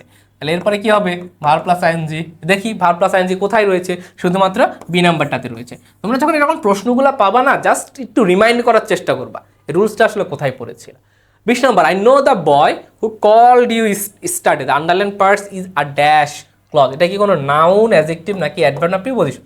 আচ্ছা খেয়াল করো, যখন কোনো একটা নাউনের পরে, কিসের পরে, কোনো একটা নাউনের পরে যখন তুমি একটা ক্লজ শুরু করবা, কি শুরু করবা, কোনো একটা ধরো যে ভার প্লাস আইএনজি দিয়ে কোনো একটা ফ্রেজ বা ক্লজ শুরু হইলো, টু প্লাস ভি1 দিয়ে কোনো একটা ফ্রেজ বা ক্লজ শুরু হইলো, দ্যাট দিয়ে কোনো একটা ফ্রেজ বা ক্লজ শুরু হইলো, বা যে কোনো একটা ক্লজ বা ফ্রেজ শুরু হইলো, কোনো না কোনোভাবে কি হলো, শুরু হইলো। এই যে ক্লজগুলো বা ফ্রেজগুলো শুরু হয়েছে নাউনের পরে, সেই প্রত্যেকটাকেই আমরা বলবো কি, প্রত্যেকটাকেই বলবো আমরা অ্যাডজেক্টিভ ক্লজ। অপশনটাতে খেয়াল করো, সরি প্রশ্নটাতে খেয়াল করো কি বলছে, এই যে দ্য বয়, এখানে কি আছে, দ্য বয় কি, দ্য বয় হচ্ছে একটা নাউন। তো নাউনের পরে তুমি যখন verb plus ING, to plus V one, that অথবা WH ওয়ার্ড অথবা কি WH ওয়ার্ড এগুলো দ্বারা কোনো ক্লজ শুরু করবা বা ফ্রেজ শুরু করবা, সেগুলোকে কি বলা হবে, সেগুলোকে বলা হবে অ্যাডজেক্টিভ ফ্রেজ, মানে অ্যাডজেক্টিভ ক্লজ। এখানে যেহেতু ফাইনাইট ভার্ব রয়েছে, তার মানে একটা অ্যাডজেক্টিভ ক্লজ। তাহলে উত্তরটা হচ্ছে কি, উত্তরটা হচ্ছে বি নাম্বারটা। ওকে, তারপরে খেয়াল করো, চুজ দ্য ইনকারেক্ট স্পেলিংয়ের ক্ষেত্রে আমাদের কিন্তু প্রচুর প্রশ্ন চলে আসে, হ্যাঁ, মেইনটেনেন্স, প্রোনাউন্সিয়েশন, এক্সপ্লেনেশন, মানে এখানেও ঠিক আছে, এখানেও ঠিক আছে, এখানেও ঠিক আছে। এখানে উত্তরটা কী হবে, হিউমোরাস। এখানে আসলে আইটা হবে না, হ্যাঁ আইটা হবে না, মানে হচ্ছে হাস্য, মানে হাসার সাথে রিলেটেড, হ্যাঁ হাসাহাসি করা। উত্তরটা হবে কি, ডি নাম্বারটা। স্পেলিংয়ের ক্ষেত্রে তোমরা টেক্সট বুকের স্পেলিংগুলো একটু পড়বা আর প্রিভিয়াস ইয়ারের প্রশ্নগুলো সলভ করবা। তো এই মুহূর্তে, শেষ মুহূর্তে একটু চেষ্টা করবা প্রিভিয়াস ইয়ারের প্রশ্নগুলো সলভ করার, এখান থেকে বেশিরভাগ চলে আসে। 22 নম্বরটা খেয়াল করো, if I dash millionaire I would remove poverty, মানে বলতেছে আমি যদি অনেক মিলিয়ন টাকার, ধরো যে মিলিয়ন ডলারের অধিকারী হই, তাহলে আমি কি করব, দারিদ্রতা বিমোচন করে দেবো। আসলে হয় না, এরা আসলে দারিদ্রতা বেশি প্রতিষ্ঠা করে। তাহলে খেয়াল করি, ইফ আই ড্যাশ মিলিয়নার। আচ্ছা আমরা হচ্ছে কন্ডিশনাল সেন্টেন্স পড়েছি, আমরা কন্ডিশনাল সেন্টেন্স একটু রিভাইজ করি। ফার্স্ট কন্ডিশনাল সেন্টেন্স আমরা কি পড়েছি, এক পাশে আমার প্রেজেন্ট টেন্স থাকবে, অপর পাশে কি বসবে, উইল, ক্যান, তারপরে মে, এগুলা প্লাস কি বসবে, ভি1। সেকেন্ড কন্ডিশনালে আমরা কি পড়েছি, সেকেন্ড কন্ডিশনালে পড়েছি এক পাশে পাস্ট ইনডিফিনিট থাকবে, অপর পাশে কি থাকবে, অপর পাশে থাকবে উড, কুড আর হচ্ছে কি মাইট প্লাস ভি1। তারপরে থার্ড কন্ডিশনাল আমরা পড়েছি, এক পাশে কি থাকবে, এক পাশে থাকবে পাস্ট পারফেক্ট, অপর পাশে কি বসবে, would have, should have plus ভি3, could might plus have plus ভি3। আমরা থার্ড কন্ডিশন, আমরা এরকম তিনটা কন্ডিশনাল সেন্টেন্স পড়েছি। তো আমরা দেখতে পাচ্ছি কি, এখানে রয়েছে উড প্লাস ভি1, এখানে রয়েছে কি উড প্লাস ভি1, অর্থাৎ এটা কি হবে, সেকেন্ড কন্ডিশনালের নিয়ম। সেকেন্ড কন্ডিশনালের নিয়মে এখানে অপর পাশে কি হবে, আমার পাস্ট ইনডিফিনিট। তো পাস্ট ইনডিফিনিটের ক্ষেত্রে আই এর পরে, অর্থাৎ ইফ যুক্ত ক্লজের পরে, আই উইশ যুক্ত ক্লজের পরে, অথবা ফ্যান্সি, আই উইশ অথবা ফ্যান্সি এর পরে তুমি বিভার্ব হিসেবে সবসময় তোমাকে ওয়্যার বসাইতে হবে। বিভার্ব হিসেবে সবসময় কি বসাইতে হবে, ওয়্যার বসাইতে হবে। সাবজেক্ট যাই হোক না কেন, if, I wish, I fancy, এগুলার পরে যদি তোমাকে কখনো বিভার্ব বসাইতে হয়, তোমাকে কি বসাইতে হবে, ওয়্যার বসাইতে হবে। তাহলে কি হবে, ইফ আই ওয়্যার মিলিয়নিয়ার, ঠিক আছে, ইফ আই ওয়্যার মিলিয়নিয়ার। তাহলে উত্তরটা হচ্ছে কি, উত্তরটা হচ্ছে সি নাম্বারটা। তারপরে খেয়াল করো 23, the present form of the verb be sound. আচ্ছা, the present form of the verb be sound, এটা অনেকে নাও পারতে পারো। খেয়াল করো, বি সাউন্ড এখানে হচ্ছে SOUGST, মানে কোনো কিছু খোঁজা টাইপের রিপ্রেজেন্ট করে। এটার প্রেজেন্ট ফর্ম হচ্ছে বি সিক, এটার হচ্ছে V2 আর হচ্ছে V3 হচ্ছে আমাদের প্রশ্নে দেওয়া রয়েছে। ওকে, তারপরে খেয়াল করো 24 নম্বরটা, অ্যাডজেক্টিভ অফ হার্ট, কি রয়েছে, অ্যাডজেক্টিভ অফ হার্ট, অর্থাৎ হৃদয়ের আসলে অ্যাডজেক্টিভটা কি। তো এরকম কিছু অ্যাডজেক্টিভ রয়েছে যেগুলোকে বলা হয় কি, যেগুলোকে বলা হয় ল্যাটিন অ্যাডজেক্টিভ। কি বলা হয়, যেগুলোকে বলা হয় ল্যাটিন অ্যাডজেক্টিভ। তো ল্যাটিন অ্যাডজেক্টিভগুলোকে তোমার একদম অন্য একটা অর্থ প্রকাশ করবে। অন্য বলতে কি, এটার সাথে একটা ভিন্ন একটা শব্দ আসবে। তো হার্ট মানে হৃদয়, এটার অ্যাডজেক্টিভটা হচ্ছে কর্ডিয়াল। এটার অ্যাডজেক্টিভটা কি? এটার অ্যাডজেক্টিভ হচ্ছে কর্ডিয়াল। দেখো প্রত্যেকটা বইতে তোমাদের ল্যাটিন অ্যাডজেক্টিভ সম্পর্কিত একটা আলোচনা রয়েছে, তোমরা সেই চারটা একটু পড়ার চেষ্টা করবা। ওকে, সেই চারটা একটু পড়ার চেষ্টা করো। যেমন ধরো মুন, মুন মানে কি? মুন মানে হচ্ছে চাঁদ, তাই না? তো চাঁদের হচ্ছে কি? লুনার। চাঁদের দেখবে হচ্ছে লুনার। সান, সানের কি হবে? সানের হবে হচ্ছে সোলার। এগুলো হচ্ছে অ্যাডজেক্টিভ। আচ্ছা, তো দেখো 25 নম্বর প্রশ্নটা আমাদের যেটা ছিল, you must finish this report dash Monday, অর্থাৎ আমাদের প্রিপোজিশন থেকে। এবং প্রিপোজিশন থেকে তোমরা জানো দুই ধরনের প্রশ্ন আসবে, এক হচ্ছে তোমাদের এরকম রুলস নির্ভর, এবং রুলস নির্ভর যেগুলো খুবই খুবই সহজ জিনিসগুলো আসে, আর সবচেয়ে বেশি যেটা আসবে আমাদের সেটা অ্যাপ্রোপ্রিয়েট প্রিপোজিশন। তো অ্যাপ্রোপ্রিয়েট প্রিপোজিশন পড়ার ক্ষেত্রে তোমরা অবশ্যই কি করবা? প্রিভিয়াস ইয়ারের প্রশ্নগুলো জাস্ট পড়ে যাবা, দেখবে এর ভিতরেই মোটামুটি সব ঘুরে ফিরে চলে আসে। আচ্ছা, তো এখানে আমরা দেখতে পাচ্ছি আমার রয়েছে চারটা, বাই, অ্যাট, সিন্স আর হচ্ছে হোয়াইল। প্রথমে আমরা দেখবো সিন্স আর ফর আমরা কখন কখন ব্যবহার করি। তো সাধারণত সিন্স আর ফরটা আমরা ব্যবহার করি কোথায়? আমরা সচরাচর ব্যবহার করি পারফেক্ট টেন্সে, প্রেজেন্ট অথবা পাস্ট পারফেক্ট টেন্সে আমরা সিন্স আর ফরটা ব্যবহার করে থাকি। এবং এই সিন্স এবং ফরের জায়গায় যখন আমরা ফিউচার টেন্স পাবো তখন আমরা ব্যবহার করি দুইটা, একটা হচ্ছে ইন আর একটা হচ্ছে বাই। অর্থাৎ ইন আর বাইটা ব্যবহার করি কোথায়? ফিউচার টেন্সের ক্ষেত্রে। তো খেয়াল করো, আমরা চারটাই শিখবো। সিন্স কখন ব্যবহার করি? আমরা সিন্স ব্যবহার করি কোনো থেকে অর্থে প্রকাশ করলে। কি অর্থে? থেকে অর্থ প্রকাশ করলে, অর্থাৎ নির্দিষ্ট কোনো সময় থাকলে। আর ফর অর্থ প্রকাশ করি কখন? যখন ধরে অর্থ প্রকাশ করি, অর্থাৎ ধরো থাকলো 10 আওয়ার্স, 12 ইয়ার্স, 13 ইয়ার্স, অর্থাৎ এরকম যখন গণনাযোগ্য কোনো সময় থাকবে প্রেজেন্ট অথবা পাস্ট পারফেক্টের ক্ষেত্রে, তখন আমরা ইউজ করব ফর। আর যখন নির্দিষ্ট কোনো সময় থাকবে, like since morning, since 1971, since afternoon, এই যে ওয়ার্ডগুলো নির্দিষ্ট সময়, তখন আমরা ব্যবহার করি সিন্স। আর এই সেম জিনিসটা যখন আমার ফিউচার টেন্সকে রিপ্রেজেন্ট করে, তখন ধরে মানে নির্দিষ্ট যেটা গণনাযোগ্য সময়ের ক্ষেত্রে আমরা ব্যবহার করি ইন, আর নির্দিষ্ট সময়ের ক্ষেত্রে ব্যবহার করি কি? ব্যবহার করি বাই। আবারও বলছি, ফিউচার টেন্সে গণনাযোগ্য সময় যদি থাকতো 5 মিনিটস, 6 মিনিটস, 10 আওয়ার্স, 12 ইয়ার্স, এই যে গণনাযোগ্য সময়, এগুলোর ক্ষেত্রে আমরা ব্যবহার করব ইন। আর নির্দিষ্ট সময় লাইক ধরো থাকলো ইন 1971, অথবা থাকলো মানডে, স্যাটারডে, সানডে, নির্দিষ্ট সময় যখন থাকবে আমরা তখন ব্যবহার করবো বাই। এখন আমাদের প্রশ্নে খেয়াল করো, ইউ মাস্ট ফিনিশ, এটা কিন্তু একটা ফিউচারকে রিপ্রেজেন্ট করতেছে, তোমাকে ফিনিশ করতে হবে। কয় দিনের ভিতর ফিনিশ করতে হবে? Dash Monday. খেয়াল করো, মানডে কি তুমি গুনতে পারবা? না, মানডে হচ্ছে একটা কি? নির্দিষ্ট সময়। তাহলে নির্দিষ্ট সময় বুঝাইতে ফিউচার টেন্সে আমরা কি ব্যবহার করি?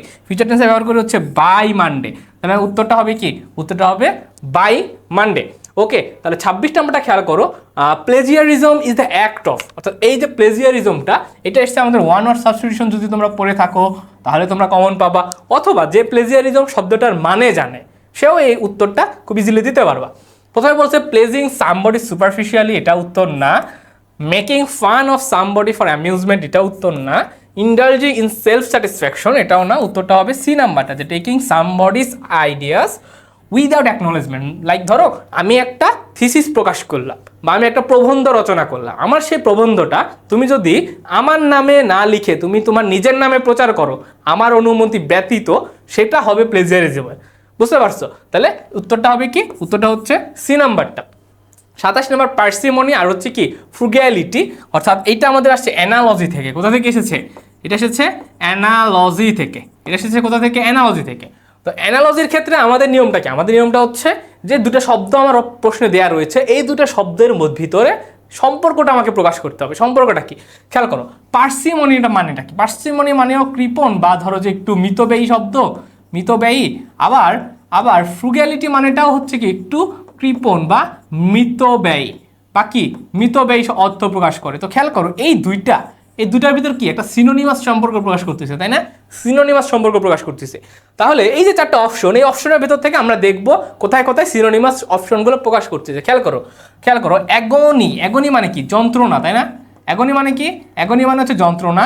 পেইন মানে কি? পেইন মানেও কিন্তু আমার যন্ত্রণা। তার মানে কি? এখানেও আমার একটা সিনোনিমাস অর্থ প্রকাশ করতেছে। আবার দেখো, অ্যাঙ্গার মানে কি? অ্যাঙ্গার মানে হচ্ছে আমার রাগ। অ্যাঙ্গার মানে কি? রাগ। রাত মানে কি? এটা মানেও হচ্ছে রাত। তার মানে এখানেও আমার সিনোনিমাস অর্থ প্রকাশ করতেছে। আবার খেয়াল করো, স্টিম মানেও পানি, ওয়াটার মানেও মোটামুটি পানি। তাহলে এটাও আমার একটা সিনোনিমাস অর্থ প্রকাশ করতেছে। আবার খেয়াল করো, প্লেজার মানে কি? প্লেজার মানে আমার আনন্দ। প্লেজার মানে আনন্দ। আর গ্লুম মানে হচ্ছে বিষাদ। গ্লুম মানে কি? বিষাদ। মানে এখানে একটা অ্যান্টোনিম প্রকাশ করতেছে। তাহলে আমি যদি এখানকার সম্পর্কটা একটু ডিফাইন করতে চাই, সিনোনিমাস সম্পর্ক, তাহলে কিন্তু আমার উত্তর এ বি সি তিনটাই হচ্ছে। তো এরকম প্রশ্নের ক্ষেত্রে কি করবা, যেটা আমার অপশনে আগে থাকবে আমি সেটা উত্তর নিব। তাহলে উত্তরটা হবে কি, উত্তরটা হবে এ নাম্বারটা। বুঝতে পারছো? প্রশ্নে যখন দেখবে একাধিক উত্তর থাকতেছে, বি নাম্বার সি নাম্বার দুটাই উত্তর, তাহলে আগে যেটা থাকবে সেটা উত্তর নেওয়ার চেষ্টা করবা। 28 নম্বরটা খেয়াল করো, the idiom without issue means what. Without issue মানেটা কি? আচ্ছা, উইদাউট ইস্যুটা মানে এই যে ইস্যু শব্দ, এটা আসলে দুইটা অর্থ হয়। হ্যাঁ, ইস্যু মানেটা হচ্ছে চাইল্ড। ইস্যু মানে কি? ইস্যু মানে হচ্ছে চাইল্ড বা ইনফ্যান্ট, চাইল্ড বা ইনফ্যান্ট। আর তুমি যখন লিখবে ইস্যুস, তুমি যখন লিখবে ইস্যুস, তখন সেটা হয়ে যায় হচ্ছে কি ডিফিকাল্টি, তখন সেটা হয়ে যায় কি ডিফিকাল্টি। এই যে একটা এস বাই এস এর ব্যবহার, এরকম আরো বিভিন্ন ব্যবহার আছে। লাইক ধরো যে ওয়ার্ক মানে কি? ওয়ার্ক মানে হচ্ছে কাজ। আর এই নাউনটার সাথে তুমি যখন এস যুক্ত করবা ওয়ার্কস, তখন সেটা কি হয়ে যায়? সেটা হয়ে যায় সাহিত্য, এটা হয়ে যায় কি সাহিত্য। আবার দেখো ওয়াটার, খেয়াল করো ওয়াটার মানে কি? ওয়াটার মানে আমরা জানি পানি, এটা আনকাউন্টেবল নাউন। বাট তুমি যদি ওয়াটারের সাথে এস যুক্ত করো, ওয়াটার্স লিখো, তখন সেটার অর্থটা হয়ে যায় কি জলাশয়, অর্থটা হয়ে যায় কি জলাশয়। আবার ধরো গুড মানে কি? গুড মানে হচ্ছে আমরা জানি ভালো, তাই না? এই গুড শব্দের সাথে তুমি যখন এস যুক্ত করবা গুডস, তাহলে কি হয়ে যায়? সেটা ভোগ্য পণ্য। তো এইরকম একটা এস যুক্ত করার মাধ্যমে আমরা কিন্তু একটা শব্দের অর্থটা ভিন্ন রূপ পাচ্ছি। ঠিক একইভাবে ইস্যু শব্দটাও হচ্ছে ঠিক সেরকমই একটা শব্দ, উইদাউট ইস্যু। তাহলে ইস্যু মানে যদি চাইল্ড হয়, উইদাউট চাইল্ড, তাহলে কি হচ্ছে? Child less. এখানে মাদার না, ডিফিকাল্টিসও না, উইথলেসও না। তাহলে উত্তরটা হচ্ছে কি এ নাম্বারটা। তারপরে খেয়াল করো 29 নাম্বারটা। এখানে আমরা দেখতে পাচ্ছি পিন পয়েন্ট ইরর। তো পিন পয়েন্ট ইরর থেকে আমাদের প্রশ্ন আসবেই, মাস্ট। এই জিনিসটা একটু মাথায় রাখবা। আর পিন পয়েন্ট ইররের ক্ষেত্রে আমাদের প্রত্যেকটা গ্রামাটিক্যাল টপিকই খুব ভালোভাবে পড়ে রাখা উচিত। The citizens of a democracy take part in government either directly as a member of government and directly by voting election। তো খেয়াল করো এখানে কি এই পার্টটাতে ভুল রয়েছে? এই বি নাম্বারটাতে ভুল, সি নাম্বারটাতে নাকি ডি নাম্বারটাতে? আমরা কিভাবে বুঝবো? খেয়াল করো, আমরা কিছু কোরিলেটিভ কনজাংশন পড়ে থাকি। কি পড়ে থাকি? কিছু কোরিলেটিভ কনজাংশন বলতে ধরো যে আমরা বাংলায় সেটাকে বলে সাপেক্ষ যোজক। লাইক ধরো যে আমরা পড়ি হচ্ছে এইদারের সাথে যেটা যায় সেটা কি অর। নেইদারের সাথে কি যায়? নেইদারের সাথে যায় হচ্ছে আমার নর। নট অনলির সাথে কি যায়? নট অনলির সাথে আমরা দেই হচ্ছে বাট, তাই না? Not only dot but. বোথের সাথে কি যায়?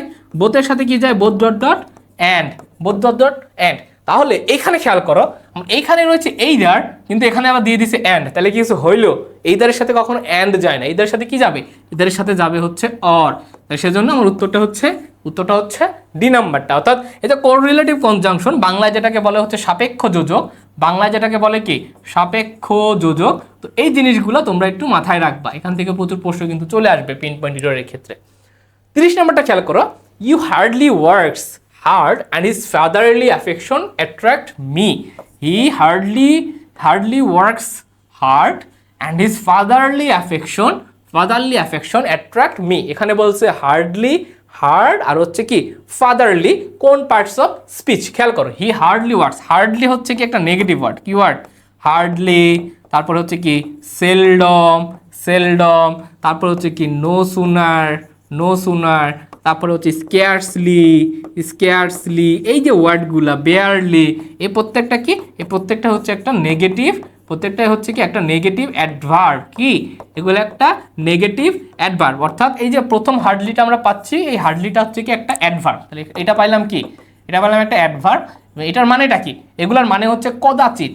এগুলোর মানে কি? কদাচিৎ। যদিও নো সুনার ব্যতীত হার্ডলি, সেলডম, স্কেয়ারসলি, বেয়ারলি, এগুলোর মানে এটা হচ্ছে কদাচিৎ, নেই বললেই চলে। তারপরে বলছে হি হার্ডলি ওয়ার্কস হার্ড। খেয়াল করো, এই হার্ডটা কে? হি হার্ড নাকি ওয়ার্কস হার্ড? হার্ড শব্দটা কাকে মডিফাই করতেছে? এই ওয়ার্কসকে মডিফাই করতেছে। অর্থাৎ কাকে? ভার্বকে যে মডিফাই করে সে কি হয়? সেও একটা অ্যাডভার্ব হয়। তারপরে আসো অ্যান্ড হিজ ফাদারলি অ্যাফেকশন। আমরা এলওয়াই দেখলেই ধরে ফেলি যেটা অ্যাডভার্ব না, দেখতে হবে এলওয়াই কার সাথে যুক্ত হয়েছে। তুমি যদি দেখো কোনো নাউনের সাথে, কিসের সাথে? কোনো নাউনের সাথে এলওয়াই যুক্ত হয়েছে, তাহলে সেটা হবে কি? সেটা হবে অ্যাডজেক্টিভ। আর কোনো অ্যাডজেক্টিভের সাথে যখন এলওয়াই যুক্ত হবে, কি হবে? কোনো অ্যাডজেক্টিভের সাথে যখন এলওয়াই যুক্ত হবে, তখন সেটা হবে অ্যাডভার্ব। তোমাদের দুটো উদাহরণ দিয়ে খুব ইজিলি বুঝাই, খেয়াল করো। যদি আমি বলি মাদার, কি বলি, আমি যদি বলি মাদার, এর সাথে এলওয়াই যুক্ত করলাম, মাদারলি, তাহলে কি মাতৃত্ব, তাহলে এটা হচ্ছে অ্যাডজেক্টিভ। বাট আমি যদি বলি ন্যাশনাল, আমি যদি কি বলি ন্যাশনাল, ন্যাশনাল হচ্ছে একটা অ্যাডজেক্টিভ, এর সাথে এলওয়াই যুক্ত করলাম ন্যাশনালি, তখন আমার কি হবে, তখন সেটা অ্যাডভার্ব হবে। অর্থাৎ এই যে ফাদার, ফাদার শব্দটা কি, ফাদার শব্দটা হচ্ছে একটা নাউন, এই নাউনের সাথে আমি কি যুক্ত করছি, এলওয়াই যুক্ত করছি, তাহলে সেটা কি হবে, অ্যাডজেক্টিভ হবে। তাহলে adverb adverb adjective, adverb adverb adjective, উত্তরটা হচ্ছে বি নাম্বারটা। ওকে, তারপর 31 নাম্বারটা আসো, he is named dash is grandfather. ধরো যে তোমার গ্র্যান্ডফাদারের নাম ছিল রকিব, গ্র্যান্ডফাদারের নাম ছিল রকিব, তোমার নাম রাখলো হচ্ছে রকিব, তার মানে কি তোমার গ্র্যান্ডফাদারের নাম অনুযায়ী তোমার নাম রাখা হয়েছে, তাহলে কি নেমড, এইটা একটা হচ্ছে ফ্রেজাল ভার্ব, নেমের পরে আমরা যখন আফটার বসাই তখন এই অর্থটা প্রকাশ করে, তাহলে উত্তরটা হবে কি নেমড আফটার। তারপর আসো 32 নাম্বারটা, he has a cow, make it passive. Okay, খেয়াল করো, সাধারণত এই সকল বাক্যে আসলে প্যাসিভ ফর্ম হয়ই না, বাট যখন তোমরা এরকম উত্তর, এরকম অপশনগুলো পাবা বা এরকম প্রশ্নগুলো পাবা, তখন একটু স্বাভাবিক নিয়মে প্যাসিভ করার চেষ্টা করবা। এই কাউটা হচ্ছে কি আমার অবজেক্ট, তার কি আছে, তাহলে কাউ শুরুতে নিয়ে আসছি। তারপরে খেয়াল করো হ্যাজ, তাহলে প্যাসিভ ফর্মে আমরা যখন হ্যাজটা কি, হ্যাজ হচ্ছে আমার প্রেজেন্ট ইনডিফিনিট টেন্সে আছে, হ্যাজের পরে যদি V3 থাকতো তাহলে আমি পাস্ট পারফেক্ট নিতে পারতাম, তাই না? যদি হ্যাভ ভার্বের পরে V3 থাকতো তাহলে আমি ধরতে পারতাম এটা আমার পারফেক্ট টেন্স। যেহেতু V3 নাই, সে নিজেই বাক্যের মূল ভার্ব, তার মানে কি প্রেজেন্ট ইনডিফিনিট টেন্স। তাহলে প্রেজেন্ট ইনডিফিনিট টেন্স যেহেতু আছে, প্রেজেন্ট ইনডিফিনিট টেন্সকে যখন আমরা প্যাসিভ করব, নিয়ম কি, নিয়ম হচ্ছে বি ভার্বের সাথে একটা V3 লাগবে। এই হ্যাজের V3 কি, হ্যাজের V3 হচ্ছে হ্যাড, আর এই কাউয়ের সাথে বি ভার্ব হিসেবে কি যাবে, কাউয়ের সাথে বি ভার্ব হিসেবে যাবে হচ্ছে ইজ, তাহলে cow is had by him, a নাম্বারটা। ওকে, খুব ইজিলি খেয়াল করো, এই কাউটাকে প্রথমে অবজেক্টে রূপান্তর করলাম, তারপর এটা একটা প্রেজেন্ট ইনডিফিনিট টেন্স, এবং প্রেজেন্ট ইনডিফিনিট টেন্সকে আমি যখন প্যাসিভে রূপান্তর করব তখন আমার টেন্সের নিয়মটা কি, টেন্সের নিয়মটা হচ্ছে আমাকে একটা বি ভার্ব বসাইতে হবে, সাথে V3 বসাইতে হবে। তাহলে বি ভার্ব, এই কাউয়ের সাথে বি ভার্ব যাবে ইজ, আরও যাবে না, এমও যাবে না, আর V3, কার V3, এই হ্যাজের V3, তাহলে হ্যাজ, এগুলোর V3 কি হ্যাড, সেজন্য উত্তরটা হচ্ছে আমার এ নাম্বারটা। ওকে, তারপরে খেয়াল করো 33 নম্বর, the teacher said thank you my boys. Okay, এইরকম যখন ন্যারেশন পাবা, লাইক ধরো থাকলো থ্যাংক ইউ, থাকলো কি থ্যাংক ইউ থাকলো, অথবা থাকলো কংগ্রাচুলেট, কি থাকলো ধরো তুমি একটা খুব ভালো ফলাফল করলে অ্যাডমিশনে, তোমার টিচার তোমাকে বললো কংগ্রাচুলেশন, হ্যাঁ, তোমাকে বললো কি কংগ্রাচুলেশন, তো এইগুলো যখন একটা ন্যারেশনে পাবা, তখন তোমার নিয়মটা হচ্ছে কি, নিয়মটা হচ্ছে এইগুলাকে ভার্বে রূপান্তর করে দেওয়া, এটাকে ভার্বে রূপান্তর করে দেওয়া। The teacher congratulated me. Okay, তাহলে দেখো the teacher said thank you my boy, তাহলে দ্য টিচার সেড দ্যাট হবে না, the teacher told the boys and thanked him হবে না, the teacher thanked the boys. The teacher এটাকে just ভার্বে রূপান্তর করবেন, দেন অবজেক্টে রূপান্তর করে দেবেন, the teacher thanked the boy. এখানে যদি থাকতো কংগ্রাচুলেশনস মাই বয়েজ, তাহলে হয়তো কি the teacher congratulated the boys. ওকে, তাহলে এই জিনিসটা একটু মাথায় রাখবা, থ্যাংক ইউটা পরীক্ষায় আসে, আর হচ্ছে কংগ্রাচুলেশনটা পরীক্ষায় আসে। আচ্ছা, তারপরে আসে 34 নম্বরটা, the mat was so dusty that we could not sit on it, make it simple. আচ্ছা, সিম্পল সেন্টেন্সে করতে বলছে, আমরা জানি কি সো ডট ডট দ্যাট যুক্ত complex sentence, so dot dot that যুক্ত এটা কি হয়, এটা একটা কমপ্লেক্স সেন্টেন্স। তো সো ডট ডট দ্যাট যুক্ত কমপ্লেক্স সেন্টেন্সকে আমরা যখন সিম্পল করব, আমাদের নিয়মটা কি, নিয়মটা হচ্ছে প্রথম সো এর পরিবর্তে কি লিখবো, প্রথম সো এর পরিবর্তে লিখবো হচ্ছে টু, দ্যাটের পরিবর্তে কি লিখবো, দ্যাটের পরিবর্তে লিখবো হচ্ছে শুধু টু। তাহলে আমরা দেখি অপশনটাতে কোথায় টু আছে আর কোথায় টু আছে, খেয়াল করো। The mat was very dusty to sit on, এখানে ভেরি রয়েছে, হবে না, কারণ কি লাগবে আমার টু লাগবে। তারপরে খেয়াল করো, the mat was wet enough for us to sit in, enough for us to sit, মানে টু আছে, 2 + V1 আছে, কিন্তু টুটা নাই, তাহলে এটাও বাদ। আলটিমেটলি আমার উত্তরটা হচ্ছে কি, উত্তরটা হচ্ছে বি নাম্বারটা, the mat was too dusty for us to sit on, তাই না? এই টু এর পরে অবশ্যই একটা কি লাগবে, V1 লাগবে। জাস্ট সো এর পরিবর্তে টু, দ্যাটের পরিবর্তে টু, এই ফর্মুলাটা অ্যাপ্লাই করেই কিন্তু আমরা বি নাম্বারটা পেয়ে যাচ্ছি। 35 নম্বরে দেখো, the song embodying religious scared emotion, অর্থাৎ ধর্মীয় যে গানগুলা, হ্যাঁ, আমরা মাঝে মাঝে গজল টজল গাই, তাই না, অনেক কিছু গাওয়া হয়, ধর্মীয় গান এবং যে পবিত্র যে বন্ধন, এগুলাকে কি বলা হয়? আমরা দেখি লিরিক মানেটা কি, লিরিক মানে কি, ব্যালেড মানে কি, এলিজি মানে কি। দেখো লিরিকটা হচ্ছে কি একটা short narrative poem, short narrative poem. Lyric মানে কি, লিরিক মানে হচ্ছে শর্ট ন্যারেটিভ পয়েম। আচ্ছা, ব্যালেড মানে কি, ব্যালেড মানে হচ্ছে বাংলাতে যদি বলি সেটা হচ্ছে গীতি কবিতা। কি কবিতা? গীতি কবিতা। তো এই যে ব্যালেটটা, এটাও একটা short narrative point that tells a story, story. আচ্ছা, লিরিকের সাথে ব্যালেটের পার্থক্যটা কি? লিরিক হচ্ছে একটা শর্ট ন্যারেটিভ পয়েম যেটা কবির যে ভাব, কবির যে দর্শন সেটা প্রকাশ করে। আর ব্যালেট হচ্ছে একটা শর্ট ন্যারেটিভ পয়েম যেটা হচ্ছে একটা ঘটনাকে রিপ্রেজেন্ট করে। লাইক তোমরা হচ্ছে রাইম অফ অ্যানশিয়েন্ট ম্যারিনার পড়ছো না? সে রাইম অফ অ্যানশিয়েন্ট ম্যারিনার হচ্ছে ব্যালেটের অন্তর্ভুক্ত। দেন এলিজিটা কি? এলিজিটা হচ্ছে শোকগীতি। লাইক ধরো কেউ যখন মারা যায়, আমরা অনেক দুঃখের গান টান গাই না? তো এই যে গানগুলো সেগুলো হচ্ছে এলিজি, এগুলোকে বলা হচ্ছে মর্ন, হ্যাঁ, মর্নফুল পয়েম বা মর্নফুল সং, এগুলোকে বলা হচ্ছে এলিজি। আর এটা উত্তরটা হবে কি? উত্তরটা হবে যে হিম, যে এমবডিং রিলিজিয়ান অর্থাৎ ধর্মীয় এবং পবিত্র যে আবেগ নিয়ে যে গানগুলো গাওয়া হয় সেগুলোকে বলা হয় হচ্ছে হিম। 36 নম্বরটা, what is the antonym of the word monotonous? Okay, monotonous মানেটা কি? মোনোটোনাস মানেটা হচ্ছে আমরা জানি হচ্ছে একঘেয়েই যে জীবন ব্যবস্থা, হ্যাঁ, একঘেয়েই মানে যেটা ভাল লাগে না, খুবই বোরিং যেগুলো, সেগুলোকে বলা হচ্ছে মোনোটোনাস। তাহলে বোরিং এর অ্যান্টোনিম কি? বোরিং এর অ্যান্টোনিম খুব ইজি, ইন্টারেস্টিং। এক্সেস মানে কি? এক্সেস মানে হচ্ছে আমরা জানি অতিরিক্ত। এক্সেস মানে আমরা জানি কি? অতিরিক্ত। ক্রিটিক্যাল মানে কি? ক্রিটিক্যাল মানে আমরা জানি যেগুলো হচ্ছে একটু সমালোচনার যোগ্য বা অনেক সময় কঠিন বা জটিল, এই অর্থ প্রকাশ করে। আর মনোপলি মানেটা কি? মনোপলি মানেটা হচ্ছে যেটা হচ্ছে এক কেন্দ্রিক যে মার্কেটটা, মনোপলি। হ্যাঁ, মনোপলি মানে হচ্ছে এক, মনো মানে হচ্ছে এক, আর পলি মানে হচ্ছে এক কেন্দ্রিক। হ্যাঁ, এক কেন্দ্রিক যেটা, সেটাকে বলা হয় হচ্ছে মনোপলি। তোমরা যারা ইকোনমিক্সে ছিল, দেখো মনোপলি বাজার ব্যবস্থা এগুলো তোমাদের ছিল। তাহলে এটা উত্তরটা হচ্ছে কি? ইন্টারেস্টিং। 37 নম্বর, many are dash he is অথবা hard time on social media. Okay, খেয়াল করো, মেনি দিয়ে দুইটা নিয়ম আমরা শিখবো আজকে। মেনি এরপরে যদি সরাসরি নাউন আসে, সেই নাউনটাকে অবশ্যই প্লুরাল করতে হবে। সেই ক্ষেত্রে ভার্বটাও প্লুরাল হবে। কি হবে? ভার্বটাও প্লুরাল হবে। কিন্তু মেনি এর পরে এ যদি আসে, কি আসে? মেনি এ, এটা যদি আসে তখন আমাকে করতে হবে কি? আমাকে করতে হবে নাউনটা হচ্ছে সিঙ্গুলার আর ভার্বটাও আমাকে সিঙ্গুলার রূপান্তর করতে হবে। আমাদের প্রশ্নে খেয়াল করো, প্রশ্নে কি চেয়েছে? মেনি এ চেয়েছে। তাহলে এটার পরে এখানে যে নাউনটা বসবে সেটা কি হবে? অবশ্যই সিঙ্গুলার নাউন হবে। তাহলে সিঙ্গুলার নাউন কোথায় নাই? সি নাম্বারটাতে দেখো প্লুরাল, বাদ। এ নাম্বারটাতে দেখো প্লুরাল, বাদ। তাহলে এ আর সি আমার আগেই বাদ। তাহলে উত্তর হচ্ছে কি? স্টুডেন্ট আর হচ্ছে স্টুডেন্ট। এবার দেখি ওয়াস্ট নাকি ওয়াস্ট।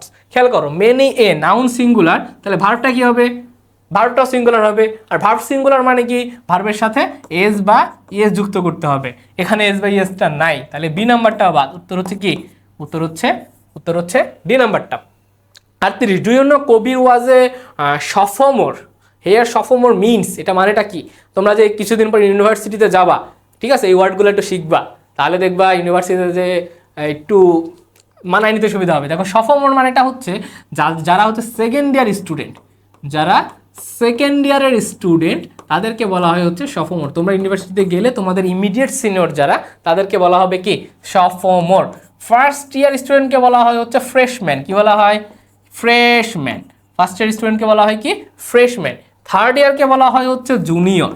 সচরাচর থার্ড ইয়ারকে বলা হয় হচ্ছে জুনিয়র। আর যারা ফোর্থ ইয়ার অর্থাৎ অনার্সে পড়ে তাদেরকে বলা হয় হচ্ছে সিনিয়র, মানে ভাষাগত দিক থেকে আর কি। সচরাচর তোমার ইমিডিয়েট যারা, তারাই তোমার সিনিয়র হয়ে যায়। আচ্ছা, 39 নম্বরটা, their office consisted of 3 rooms, dash was used as a conference room. Okay, আমরা যখন পড়েছি যে অফ দ্য টু যখন থাকবে, কি থাকবে? অফ দ্য টু যখন থাকবে তখন আমাকে কি লিখতে হবে? আমাকে লিখতে হবে দা প্লাস কম্পারেটিভ। কি করতে হবে? The plus comparative. ওকে, আর যদি অফ দ্য টু এর বেশি থাকে, লাইক 3 থাকলো বা 4 থাকলো বা টু এর বেশি যখন থাকবে, তখন আমার কাজ কি? তখন আমার কাজ হচ্ছে দা প্লাস সুপারলেটিভ। কি করতে হবে? The plus superlative. আমরা দেখতে পাচ্ছি অপশনটাতে এখানে রয়েছে অফ 3 রুমস। তাহলে 2 এর বেশি, তাহলে আমাকে দা প্লাস সুপারলেটিভ খুঁজতে হবে। এখানে দা প্লাস সুপারলেটিভ নাই। তারপরে খেয়াল করো, এখানে দা নাই, শুধু সুপারলেটিভ আছে, বাদ। এবার খেলো, দ্য লার্জেস্ট অফ হুইচ না দ্য লার্জেস্ট অফ দেম। দেখ, খেয়াল করো, দেমটা আমরা সচরাচর ব্যক্তিকেন্দ্রিক ব্যবহার করে থাকি। এখানে যেহেতু রুমকে রিপ্রেজেন্ট করতেছে, সেজন্য বস্তুর ক্ষেত্রে আমরা হুইচ অথবা দ্যাট ব্যবহার করে থাকি। তাই উত্তরটা হবে কি? বি নাম্বারটা, the largest of which was used as a conference room. Okay, B নাম্বারটা হচ্ছে উত্তর। আচ্ছা, তারপরে খেয়াল করো 40 নম্বরটা, ডু ইউ নো ওয়েন। আচ্ছা, এটা আসছে আমাদের ইমবেডেড প্রশ্ন থেকে। কোথা থেকে? ইমবেডেড কোয়েশ্চেন থেকে। ইমবেডেড প্রশ্নের নিয়মটা কি? নিয়মটা হচ্ছে WH ওয়ার্ড, কোথায়? WH ওয়ার্ড বাক্যের মাঝে বসলে কি হবে? WH ওয়ার্ড বাক্যের মাঝে যখন বসবে তখন এরপরে আগে আমাকে কি খুঁজতে হবে? আগে আমাকে সাবজেক্ট খুঁজতে হবে, তারপরে আমাকে ভার্ব খুঁজতে হবে। আগে আমাকে সাবজেক্ট খুঁজতে হবে, তারপরে কি খুঁজতে হবে? ভার্ব খুঁজতে হবে। এবার খেয়াল করো, বিউপি know, so do you know when, WH word বাক্যের মাঝে পাইছি, তারপরে আমার আগে কি বসবে? আগে সাবজেক্ট বসবে। খেয়াল করো, হ্যাড কোনো সাবজেক্ট না, ওয়াজও সাবজেক্ট না, তাহলে এই দুটো আমার আগেই বাদ। এবার বিউপি ওয়াজ ফাউন্ডেড নাকি বিউপি ফাউন্ড, এবার আমাকে দেখতে হবে। এখানে কিন্তু দুইটাই সাবজেক্ট আছে, তারপরে দুইটাই ভার্ব আছে। একটা আছে আমার প্যাসিভ, একটা আছে কি? একটা আছে আমার প্যাসিভ, আর একটা আছে কি? আরেকটা আছে আমার অ্যাক্টিভ। এখন খেয়াল করো, বিউপি কি একা একাই প্রতিষ্ঠা হয়েছে? না, একটা কর্তৃপক্ষ বিউপিকে প্রতিষ্ঠা করছে। তার মানে কি? তার মানে একটা প্যাসিভ ফর্মের বাক্য।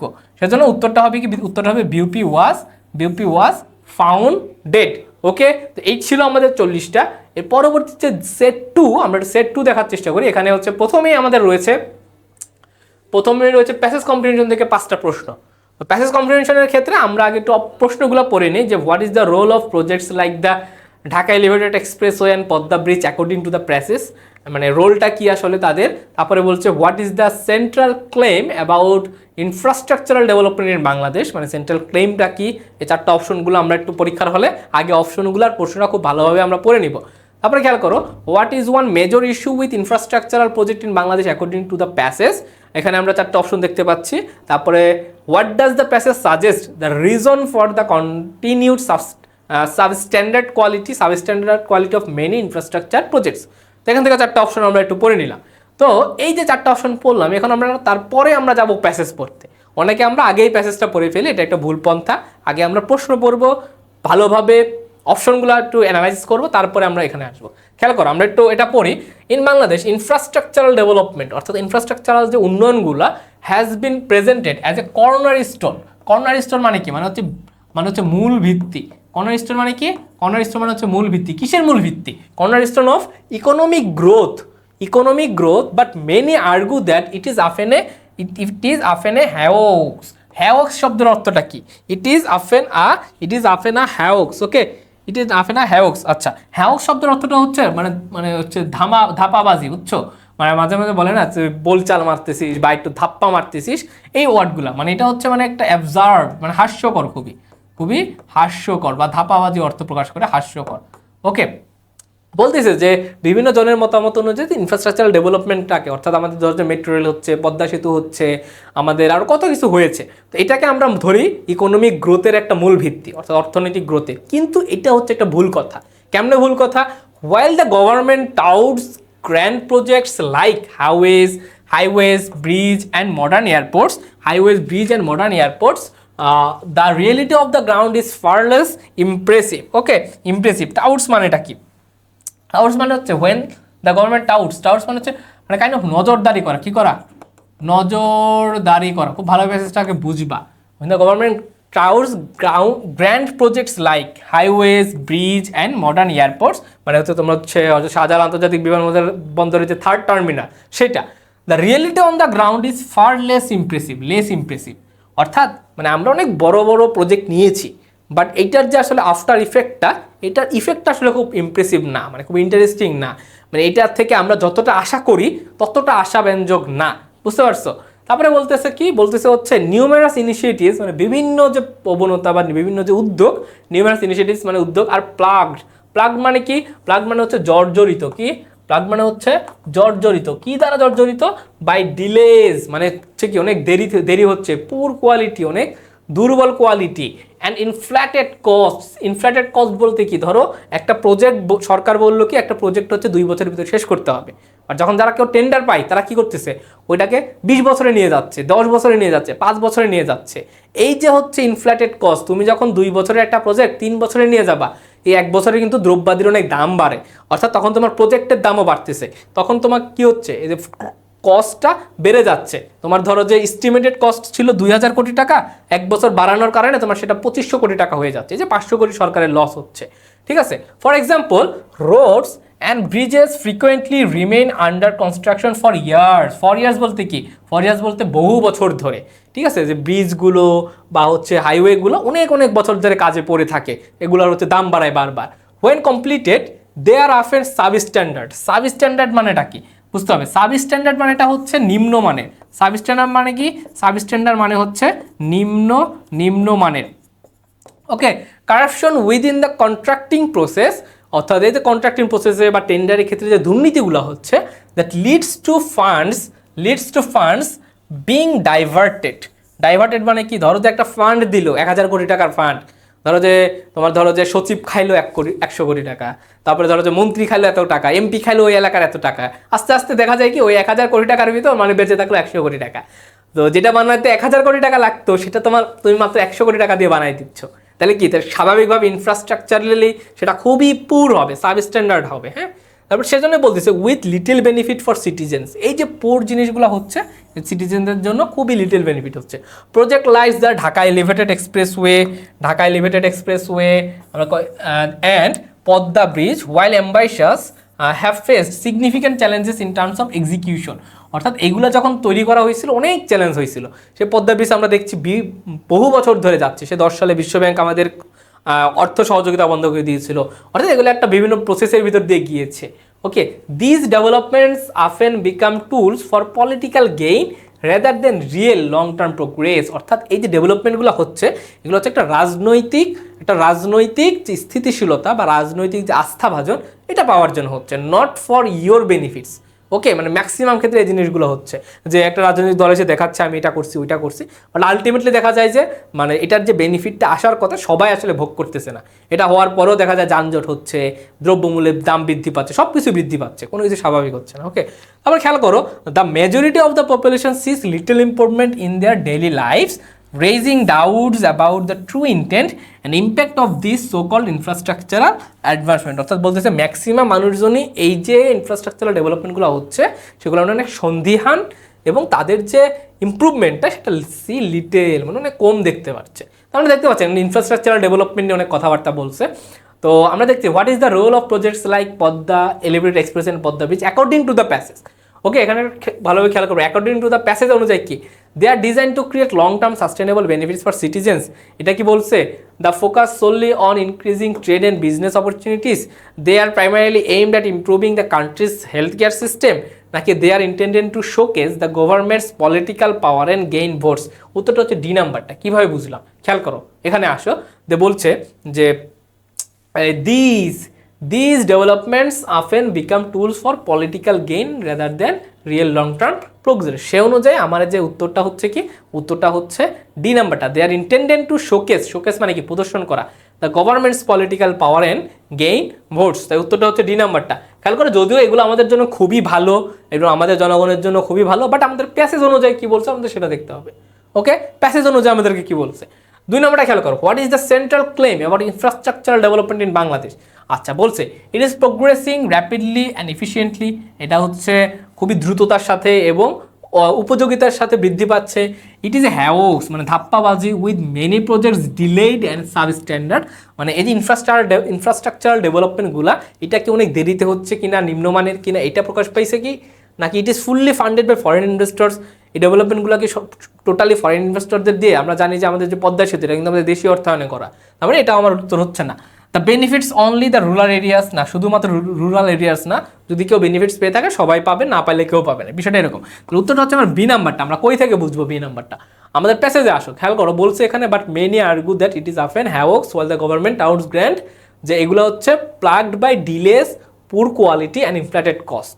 ওকে, এই ইনফ্রাস্ট্রাকচারাল ডেভেলপমেন্টের যে সেন্ট্রাল যে থিমটা সেটাই হচ্ছে এখানে প্রকাশ পাচ্ছে। এগুলো হচ্ছে খুবই একটা ধাপ্পাবাজির মতো, আর হচ্ছে এগুলো খুবই দেরিতে হচ্ছে, পুর কোয়ালিটি এবং সাবস্ট্যান্ডার্ড মানে খুবই নিম্নমানে। ওকে, সেজন্য উত্তরটা হচ্ছে B.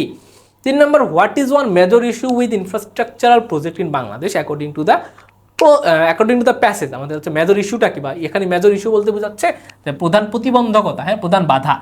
They are always completed ahead of schedule, মানে হচ্ছে সবসময় স্ক্যাজুয়ালের আগে হচ্ছে কিনা। They are often plagued by corruption and delays, the government spends too little on them, the projects is always completed on time. আমরা জানি অন টাইমেও হয় না, টাইমের আগেও হয় না, এই দুটো আমার আগেই বাদ। তারপর হচ্ছে government spends too little on them, government কিন্তু কম স্পেন্ড করে না, খুব বেশি স্পেন্ড করে আরো, তাই না? এটা হচ্ছে না, উত্তরটা হচ্ছে বি নাম্বারটা, they R often plagued by corruptions and delays, মানে দুর্নীতি এবং দেরিতে হওয়ার কারণে অনেক সময় তারা জর্জরিত হয়ে যায়, এটা আমরা প্যাসেজে পেয়েছি। What does the passage suggest? The reason for the continued substandard quality of many infrastructural project, অর্থাৎ এই যে অবকাঠামোগত উন্নয়নের পেছনে যে নিম্ন মানের হচ্ছে, তার পেছনে প্রধান কারণটা কি, সে কারণটা জানতে চেয়েছে। The lack of skill labour available in Bangladesh, এইটা। The lack of technological advancements in construction, এইটা। Political interference and corruption in the contracting process, নাকি insufficient government funds for large project. খেয়াল করো, আমাদের লেবার স্কিল কম না, খুবই ভালোই আছে, কারণ আমরা নিজের দেশে তো যাই, বাইরের দেশে গিয়ে বড় বড় অট্টালিকা বানাই দিয়ে আসে, তাই না? আমাদের অবশ্যই লেবারদের স্কিল খুব ভালো। ইতালিতে লিবিয়া, হ্যাঁ, নদীপথে লিবিয়ায় চলে যাচ্ছি আমরা লেবার স্কিল নিয়ে। তো the lack of technological advancements in construction, technological অ্যাডভান্সমেন্টটাও আসলে ল্যাক না, মানে খুব ভালোই আছে, এটাও আলটিমেটলি উত্তর হচ্ছে না। উত্তরটা হচ্ছে আমার সি নাম্বারটা, the political interference and corruption in the contracting process. আমরা কন্ট্রাক্টিং প্রসেস নিয়ে আমরা হচ্ছে সেন্ট্রাল সিমে পড়েছিলাম, উত্তর হচ্ছে সি। তারপরে খেয়াল করো 5 নম্বর, what is the overall impact of infrastructural development in Bangladesh as discussed in the passage, অর্থাৎ ইনফ্রাস্ট্রাকচারাল যে ডেভেলপমেন্ট, অবকাঠামোগত উন্নয়ন, তার ওভারঅল আসলে ইম্প্যাক্টটা কি? It is significantly improve the lives of most citizens. আমি কিন্তু বুঝতে হবে যে অ্যাকর্ডিং টু দ্য প্যাসেজ আমাকে কী বলছে, প্যাসেজে কিন্তু সিগনিফিকেন্টলি ইমপ্রুভড এটা কিন্তু বলে নাই। It has led to better health care and education, এটাও কিন্তু আমার প্যাসেজে বলে নাই। It has had little impact on the daily life of the population, আমার উত্তরটা হবে সি নাম্বারটা। এবার প্যাসেজে আমাকে এটাই বলেছে যে আমাদের লিটল ইম্প্যাক্ট রয়েছে। তাহলে পরবর্তীতে 6 নাম্বার খেয়াল করো, 6 নাম্বারটা বলছে she wanted to talk about the issue with dash she felt could solve the problem. Pronoun থেকে আমাদের প্রশ্ন আসছে, রিলেটিভ প্রোনাউন থেকে, এবং রিলেটিভ প্রোনাউনের ক্ষেত্রে আমরা কয়েকটা জিনিস শিখবো, সেটা হচ্ছে হু আর হুম, এটা ব্যবহার করা হয় কোথায়? ব্যবহার করা হয় কোথায়? হু আর হুম ব্যবহার করা হয় ব্যক্তির ক্ষেত্রে। কার ক্ষেত্রে? হু আর হুম ব্যবহার করা হয় ব্যক্তির ক্ষেত্রে। আর হুইচ দ্যাট কি, হুইচ অথবা দ্যাট, এটা ব্যবহার করা হয় কোথায়? এটা ব্যবহার করা হয় বস্তুর ক্ষেত্রে। এবার খেয়াল করো, she wanted to talk about the issue with dash she felt. এখানে যে রিলেটিভ প্রোনাউনটা ব্যবহার করবো সেটা অবশ্যই একটা ব্যক্তিকে রিপ্রেজেন্ট করার জন্য, তাই না? তাহলে ব্যক্তিকে রিপ্রেজেন্ট করার জন্য আমরা হু আর হুম ব্যবহার করবো। কখন কোনটা ব্যবহার করব?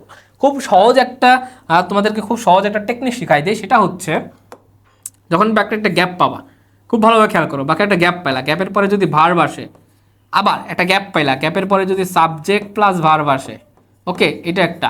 আবার একটা গ্যাপ পাইলা, গ্যাপের পরে সাবজেক্ট, তারপরে দুইটা ফাইনাইট ভার্ব। কয়টা? দুইটা ফাইনাইট ভার্ব, ওকে, আর এখানে একটা ফাইনাইট ভার্ব। তাহলে আমরা কি করব? যখন গ্যাপের পরে শুধুমাত্র ভার্ব, কোনো সাবজেক্ট নাই, তখন আমরা দিব কি? হু। গ্যাপের পরে ধরো একটা সাবজেক্ট আছে, তারপরে ভার্ব আছে, তখন আমরা কি দিব? আমরা দিব হচ্ছে হুম। তারপরে গ্যাপের পরে ধরো একটা সাবজেক্ট, দুইটা ফাইনাইট ভার্ব, তখন আমরা কি দিব? তখন আমরা হু দিব।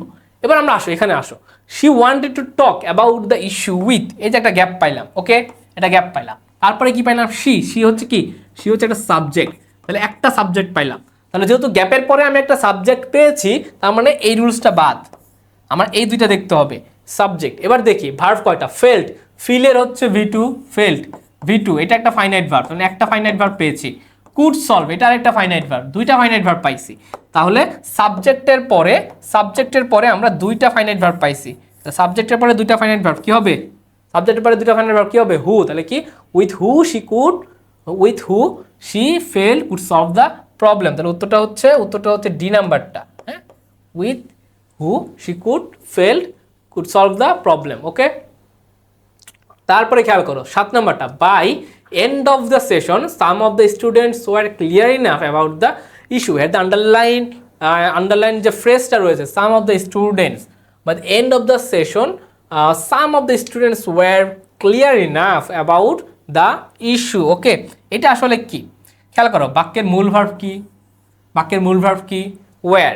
তাহলে by the end of the session, এখানে কিন্তু একটা কমা হবে, হ্যাঁ, এখানে একটা কমা হবে, এটা একটা অ্যাডভার্বিয়াল ফ্রেজ। এটা কি?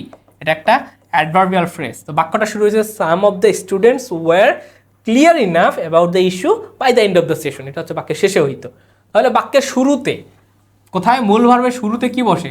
একটা নাউন বসে, অর্থাৎ সাবজেক্ট ফর্ম বসে। তাহলে সাবজেক্ট ফর্মে অবশ্যই একটা নাউন বসে, তাহলে উত্তরটা হচ্ছে কি, উত্তরটা হচ্ছে সি নাম্বারটা। 8 নাম্বার দেখো, if book reading then knife. Okay, খেয়াল করো, বই যদি আমরা রিডিংয়ের কাজে ব্যবহার করি, এটাও কিন্তু একটা অ্যানালজির প্রশ্ন, বই যদি আমরা রিডিংয়ের কাজে ব্যবহার করি দেন নাইফ মানে ছুরি, হ্যাঁ ধরো চাকু মারি দেবো তোমাকে একদম, তুমি যদি পরীক্ষা টরীক্ষায় চান্স না পাও চাকু মেরে দিবো একদম। তাহলে যে নাইফটা কিসের কাজে ব্যবহার করা হবে, ব্যবহার করবে এটা কি কোনো কুকিংয়ের কাজে, কুলিংয়ের কাজে, স্কেচিংয়ের কাজে না, এটা হতে হবে কি কাটিং। ঠিক আছে, ধরো কাটাকাটি করার কাজে আমরা চাকু ব্যবহার করি, তাই না, ছুরি ব্যবহার করে থাকি। আবার খেয়াল করো 9 নাম্বারটা, hybrid have one more dash per plant than the other varieties. Okay, one more, খেয়াল করো কারণ কি বলছে, ওয়ান আছে, ওয়ান, তাহলে ওয়ানের পরে কি কখনো প্লুরাল কিছু বসে না, ওয়ানের পরে সব কিছু কি হয়, সিঙ্গুলার হয়। তাহলে আগে প্লুরালগুলো আমরা বাদ দিয়ে নিব। ওকে, খেয়াল করো, কর্নস প্লুরাল বাদ, আর্স প্লুরাল বাদ, কর্নস ইয়ার হয় না, হয় হচ্ছে আর অফ কর্ন, এটা একটা ফ্রেজ তোমরা মনে রাখবা, ইয়ার অফ কর্ন, এই নাম্বারটা। তারপরে 10 নম্বরটা খেয়াল করো, বোনাফাইড মিনস। ওকে, বোনাফাইড হচ্ছে একটা ইডিয়মস এন্ড ফ্রেজ, এটা মানেটা কি, বোনাফাইড মানেটা হচ্ছে কোনো কিছুর আসল বা অথেন্টিক প্রকাশ করে, কি প্রকাশ করে, আসল বা অথেন্টিক, হ্যাঁ আসল বা অথেন্টিক যে জিনিসটা বোনাফাইড। তাহলে খেয়াল করো, এটা কোনো ফলস ইনফরমেশন না, ব্যাড ফেইথ না, উইদাউট এনি ইন্টারেস্টও না, উত্তরটা হচ্ছে ইন গুড ফেইথ, মানে যেটা হচ্ছে আসল, যেটা হচ্ছে সত্য, সেখানেই তো আমরা গুড ফেইথ করি, তাই না, গুড বিশ্বাস রাখি, তাহলে এটা উত্তর হবে বোনাফাইড। আচ্ছা, তারপরে খেয়াল করো, what is the one word substitution for a person who is always ready to fight, একটা ব্যক্তি যে সবসময় মারামারি করতে প্রস্তুত থাকে, হ্যাঁ ফাইট করতে প্রস্তুত থাকে। ধরো তুমি একটা কথা বললে সে খুব চেতে গেছে, মাঝে মাঝে মাঝে মাঝে তোমার বন্ধুদের বলো না, তুই তো চেতিস কেন কথায় কথায়, ঠিক আছে, তো তোমার যে সকল বন্ধুরা কথায় কথায় চেতে যায় তাদেরকে এক কথায় কি বলে, তারা কি ফাইটার, তারা কি ফুসি, স্টয়েক নাকি বেলিজারেন্ট। ওকে, এর উত্তরটা হবে কি, উত্তরটা হবে ডি নাম্বারটা, বেলিজারেন্ট, এটা হচ্ছে খুবই ঝগড়াটে যারা। ওকে, এটা হচ্ছে যারা খুব ঝগড়াটে। ফাইটার কারা, ফাইটার হচ্ছে যারা যোদ্ধা, হ্যাঁ যারা হচ্ছে দেশের প্রয়োজনে যুদ্ধ করে তাদেরকে বলা হয় হচ্ছে ফাইটার। ঠিক আছে, তাদেরকে বলা হয় ফাইটার। ওকে ওকে, তাদেরকে বলা হয় হচ্ছে ফাইটার। তাহলে উত্তরটা হচ্ছে আমার কি, উত্তরটা হচ্ছে ডি নাম্বারটা। এবার আসি স্টয়েক মানেটা কি, স্টয়েক মানেটা কি, স্টয়েক মানে হচ্ছে সেলফ সেন্টার্ড মানুষ, যারা যে নিজেকে নিয়ে খুব অবসেসড। ওকে, যে নিজেকে নিয়ে খুব অবসেসড, বা ধরো যেটা হইতে পারে যে অন্য কারো দিকে কোনো মনোযোগ নাই, কার কি হয়েছে না হয়েছে কোনো মাথা ব্যথা নাই, কোনো পেইন নাই, কিছু নাই, একদম ছিদ্রান্বেষী, নিজেকে নিয়ে পড়ে থাকে, তাদেরকে বলা হচ্ছে স্টয়েক। ওকে, তারপরে খেয়াল করো 12 নাম্বারটা, participating is winning, at the word winning is a অথবা অ্যান, এটা কি কোনো পার্টিসিপল, ইনফিনিটিভ, ফাইনাইট ভার্ব নাকি জেরান্ড। ওকে, ইনফিনিটিভ তো হবেই না, কারণ ইনফিনিটিভ মানে আমরা জানি কি 2 + v1, ইনফিনিটিভ মানে হচ্ছে কি 2 + v1। ফাইনাইট ভার্বও হবে না, কারণ কি ভার্ব প্লাস আইএনজি কখনো ফাইনাইট হয় না, এটা একটা নন ফাইনাইট ভার্ব, তাই না, নন ফাইনাইট ভার্ব। তাহলে বি আর সি আমার আগেই বাদ, এবার দেখো পার্টিসিপল নাকি জেরান্ড। খেয়াল করো, পার্টিসিপেটিং ইজ হোয়াট দ্বারা প্রশ্ন করে আমি উত্তর পাচ্ছি, পার্টিসিপেটিং ইজ হোয়াট, উইনিং। তাহলে হোয়াট বা হুম দ্বারা প্রশ্ন করে যখন একটা উত্তর পাই তখন সেটা কি হয়, তখন সেটা একটা অবজেক্ট হয়। তাহলে অবজেক্ট হিসেবে কি বসে, অবজেক্ট হিসেবে নাউন বসে, সেজন্য নাউন হিসেবে এবার আমরা জানি কি, যে ভার্ব প্লাস আইএনজি যখন নাউনের মতো কাজ করে তখন সেটাকে আমরা কি বলি, আমরা সেটাকে জিরান বলি, জিরান। তাহলে উত্তরটা হবে কি, উত্তরটা হবে ডি নাম্বারটা, খুবই ইজি। তারপরে খেয়াল করো 13 নাম্বারটা, everyone understood the lecture except. Okay, এটা খুব ভালোভাবে মনে রাখবা যে আমরা যখন দেখব মূল ভার্বের পরে কি করব, আমরা মূল ভার্বের পরে তারপরে হচ্ছে প্রিপোজিশনের পরে লেটের পরে, কার পরে, লেটের পরে, এই সবগুলোর পরে আমার অবজেক্টিভ ফর্ম বসবে, কি বসবে, আমার অবজেক্টিভ ফর্ম বসবে। আচ্ছা, তারপরে খেয়াল করো এই যে এক্সেপ্ট প্রিপোজিশন, এটা কি, এক্সেপ্ট হচ্ছে কি একটা প্রিপোজিশন, এটা একটা কি প্রিপোজিশন। তাহলে প্রিপোজিশনের পরে আমার কি বসবে, প্রিপোজিশনের পরে অবজেক্টিভ ফর্ম বসবে। তাহলে সি অবজেক্টিভ না, আই অবজেক্টিভ না, হি অবজেক্টিভ না, উত্তরটা হবে কি, উত্তরটা হবে মি, উত্তরটা হবে কি, উত্তরটা হবে মি হচ্ছে অবজেক্টিভ। তারপরে খেয়াল করো 14 নাম্বার, ক্যাভিয়াট এম্পটোর মিনস, ক্যাভিয়াট এম্পটোর, আচ্ছা এটা একটা ফরেন ফ্রেজ, ক্যাভিয়াট এম্পটোর মানেটা কি। ওকে, ক্যাভিয়াট এম্পটোর মানেটা কি আমরা একটু দেখতে হবে, যে খেয়াল করো এম্পটোর মানেটা কি, এম্পটোর মানেটা হচ্ছে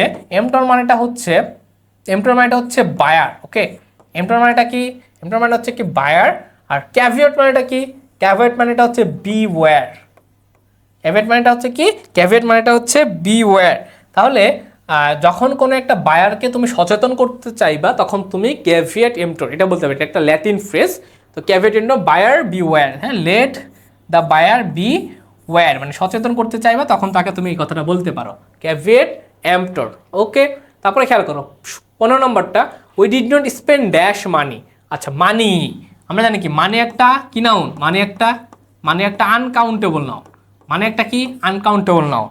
আনকাউন্টেবল নাউনের পূর্বে কি বসে আমরা জানি, আনকাউন্টেবল নাউনের পূর্বে মাস্ট বসে, লিটিল বসে, আ লিটিল বসে, তারপর হচ্ছে কি বসে, লেস বসে, মাছ, লিটিল, আ লিটিল, লেস, এই জিনিসগুলো হচ্ছে কোথায় বসে, আনকাউন্টেবল নাউনের পূর্বে বসে। এছাড়াও অ্যামাউন্ট বসে, অ্যামাউন্ট, MOUNT, অ্যামাউন্ট বসে আনকাউন্টেবল নাউনের পরে। তাহলে খেয়াল করো ফিউয়ে, আবার কাউন্টেবল নাউনের পূর্বে কি বসে আমরা একটু দেখি, কাউন্টেবল নাউনের পূর্বে কি বসে আমরা একটু দেখি, খেয়াল করো কাউন্টেবল নাউনের পূর্বে আমরা জানি মেনি, ফিউ, আফিউ, নাম্বার, এইগুলো বসে হচ্ছে কাউন্টেবল নাউনের সাথে। তাহলে মানে যে উত্তরটা আনকাউন্টেবল, খেয়াল করো ফিউ, মেনি এগুলো বসবে না, উত্তরটা হবে এই নাম্বারটা, মাছ, উত্তরটা হবে মাছ। তারপরে what is the plural form of spectrum. Okay, আচ্ছা এই যে আমার যখন কোনো একটা শব্দ শেষে ইউএম পাবো, কি পাবো, ইউএম পাবো, তখন আমরা দিব হচ্ছে এ। ওকে, এটা হচ্ছে সিঙ্গুলার ফর্ম, কি ফর্ম এটা হচ্ছে সিঙ্গুলার ফর্ম, আর এটা হচ্ছে কি, এটা হচ্ছে প্লুরাল ফর্ম, এটা হচ্ছে সিঙ্গুলার ফর্ম আর এটা হচ্ছে প্লুরাল ফর্ম। স্পেকট্রাম শেষে একটা কি আছে, ইউএম আছে, তাহলে ইউএম তুলে দিয়ে আমরা কি দিব, ইউএম তুলে দিয়ে এ দিব, তাহলে স্পেকট্রা, ইউএম তুলে দিয়ে কি দেব, স্পেক। আচ্ছা খেয়াল কর, তাহলে স্পেকট্রাম আমরা এখানে দেখছি শেষে কি রয়েছে, শেষে আমার ইউএম রয়েছে। তো কোনো একটা সিঙ্গুলার নাউনের শেষে যখন আমরা কি পাবো, ইউএম পাবো, তখন ওটাকে এ দ্বারা রূপান্তর করলে আমরা প্লুরাল ফর্ম পাই। এর আরও উদাহরণ আমরা পড়ি, যেমন ড্যাটাম, কি হয়েছে, ড্যাটাম, দেখো ইউএম আছে, তাহলে এটাকে আমরা রূপান্তর করি কি দ্বারা, ডেটা দ্বারা। এরকম আরও কয়েকটা রয়েছে, যেমন শেষে যখন আইএস পাবা তখন সেটাকে ইএস দ্বারা রূপান্তর করবা, যেমন কি, যেমন ধর হচ্ছে আমরা অনেকে থিসিস লিখি, ঠিক আছে, প্রবন্ধ, তাহলে এটা প্লুরাল ফর্ম কি, থেসিস। আচ্ছা, আবার যখন ইউএস পাবা বাক্যে, কি পাবা, বাক্যে যখন ইউএস পাবা তখন সেটাকে আই দ্বারা রূপান্তর করবা, কিভাবে, খেয়াল করো, আমি বললাম যে সিলেবাস, কি বললাম, সিলেবাস, শেষে ইউএস, তাহলে এটাকে রূপান্তর করবা কি দ্বারা, সিলে বি, তাহলে এইগুলা হচ্ছে সিঙ্গুলার আর তার পরেরগুলো হচ্ছে কি প্লুরাল। ঠিক একইভাবে তাহলে কি হবে, স্পেকট্রা, সি নাম্বারটা। 17 নম্বর, which of the following is a distributive pronoun. খেয়াল করো, প্রোনাউনের বিভিন্ন ভাগ রয়েছে, আমরা জানি কি ডিস্ট্রিবিউটিভ প্রোনাউন কোনগুলা, ডিস্ট্রিবিউটিভ প্রোনাউন হচ্ছে ইচ,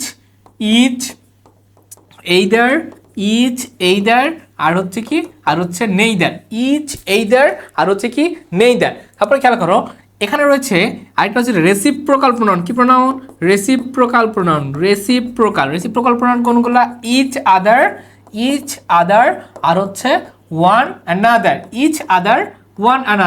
ওকে। তাহলে খেয়াল করো each other, one another, each আদারটা হচ্ছে কি আমার রেসিপ্রোকাল প্রোনাউন। তারপরে আসো দ্যাটটা হচ্ছে কি প্রোনাউন, ডেমনস্ট্রেটিভ, দ্যাটটা হচ্ছে ডেমনস্ট্রেটিভ কোনগুলো রয়েছে, দিসের প্লুরাল THESC, তারপর হচ্ছে দ্যাটের প্লুরাল দোজ, TOSE, এগুলো হচ্ছে আমার ডেমনস্ট্রেটিভ, ঠিক আছে। আচ্ছা, তারপরে আসে ফিউ, এগুলো হচ্ছে ইনডিফিনিট প্রোনাউন, কি প্রোনাউন, ইনডিফিনাইট প্রোনাউন। তাহলে আলটিমেটলি আমার উত্তরটা হচ্ছে কি, উত্তরটা হচ্ছে ইচ, এইদার, অর্থাৎ অপশন ডি নাম্বারটা হচ্ছে আমার উত্তর। 18 নম্বরটা খেয়াল করো, let Arif and dash do the work. Okay, খেয়াল করো আমরা বলেছিলাম মূল ভার্বের পরে, তাই না, মূল ভার্বের পরে, তারপরে দ্বিতীয় নিয়মটা কি, দ্বিতীয় নিয়মটা হচ্ছে প্রিপোজিশনের পরে, কিসের পরে, প্রিপোজিশনের পরে। তৃতীয় নিয়মটা কি, তৃতীয় নিয়মটা হচ্ছে লেটের পরে, কার পরে, লেটের পরে।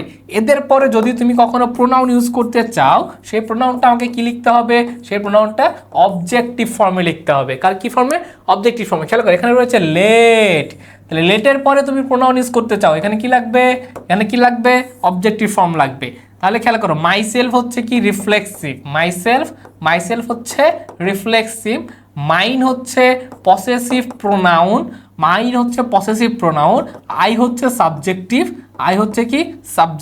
তাহলে উত্তরটা হচ্ছে কি বি নাম্বারটা, মি হচ্ছে অবজেক্টিভ ফর্ম। 19 নম্বর, he is the boy dash I believe he is the boy dash I believe is the best player in the class, he is the boy dash I believe is the best boy in the class. Okay, খেয়াল করো আমরা বলেছি হু আর হুমের ব্যবহারটা, হু আর হুম আমরা যখন কি পাবো, আমরা যখন গ্যাপের পরে একটা ভার্ব পাবো তখন দিব হচ্ছে হু।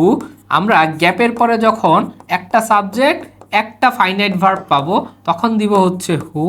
আর আমরা গ্যাপের পরে যখন একটা সাবজেক্ট আর দুইটা ফাইনাইট ভার্ব, কয়টা ফাইনাইট ভার্ব, দুইটা ফাইনাইট ভার্ব, ওকে, একটা সাবজেক্ট আর দুইটা ফাইনাইট ভার্ব পাবো তখন আমরা কি দিব, তখন আমরা হু দিব।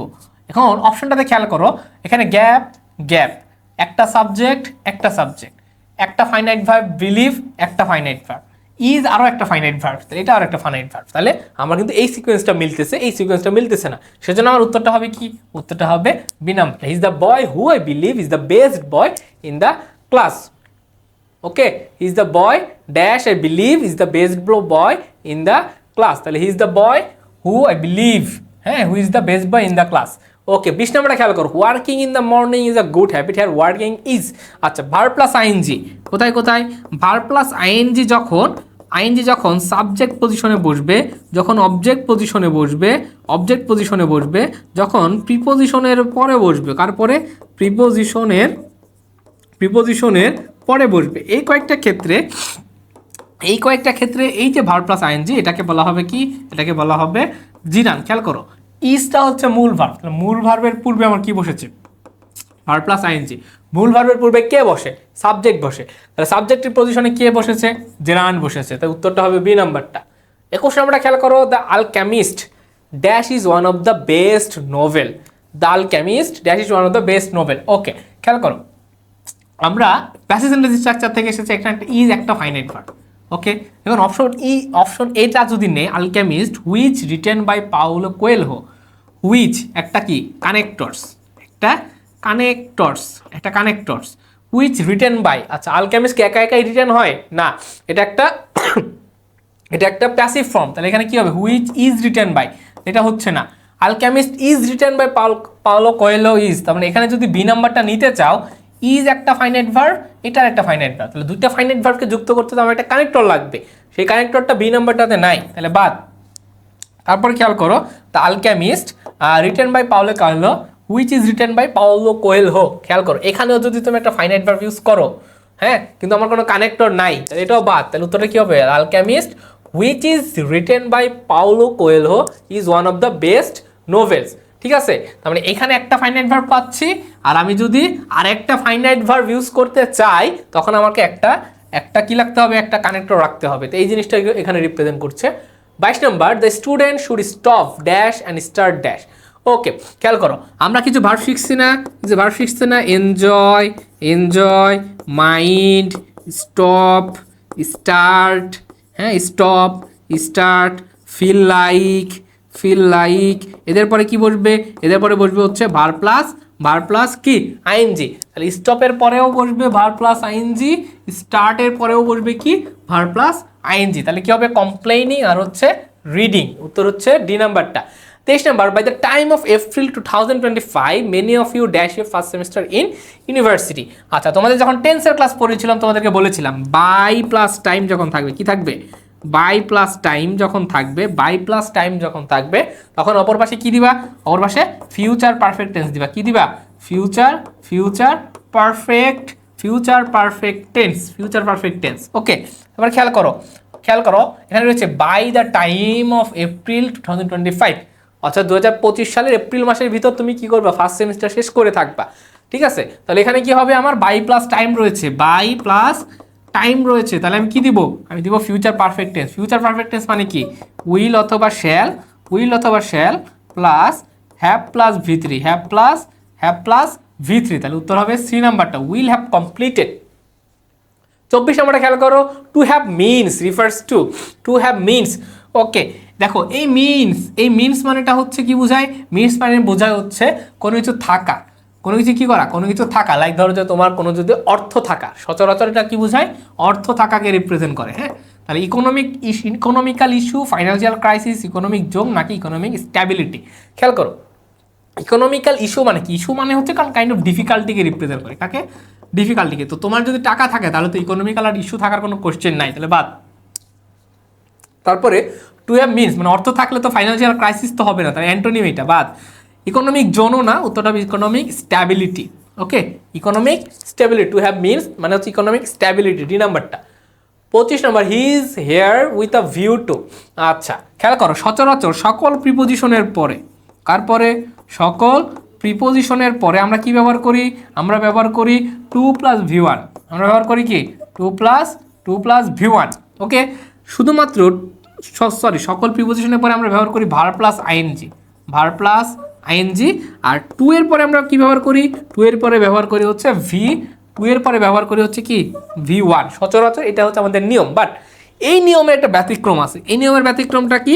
With a view to, with a view to, with a view to, তারপরে হচ্ছে লুক ফরওয়ার্ড টু, কি?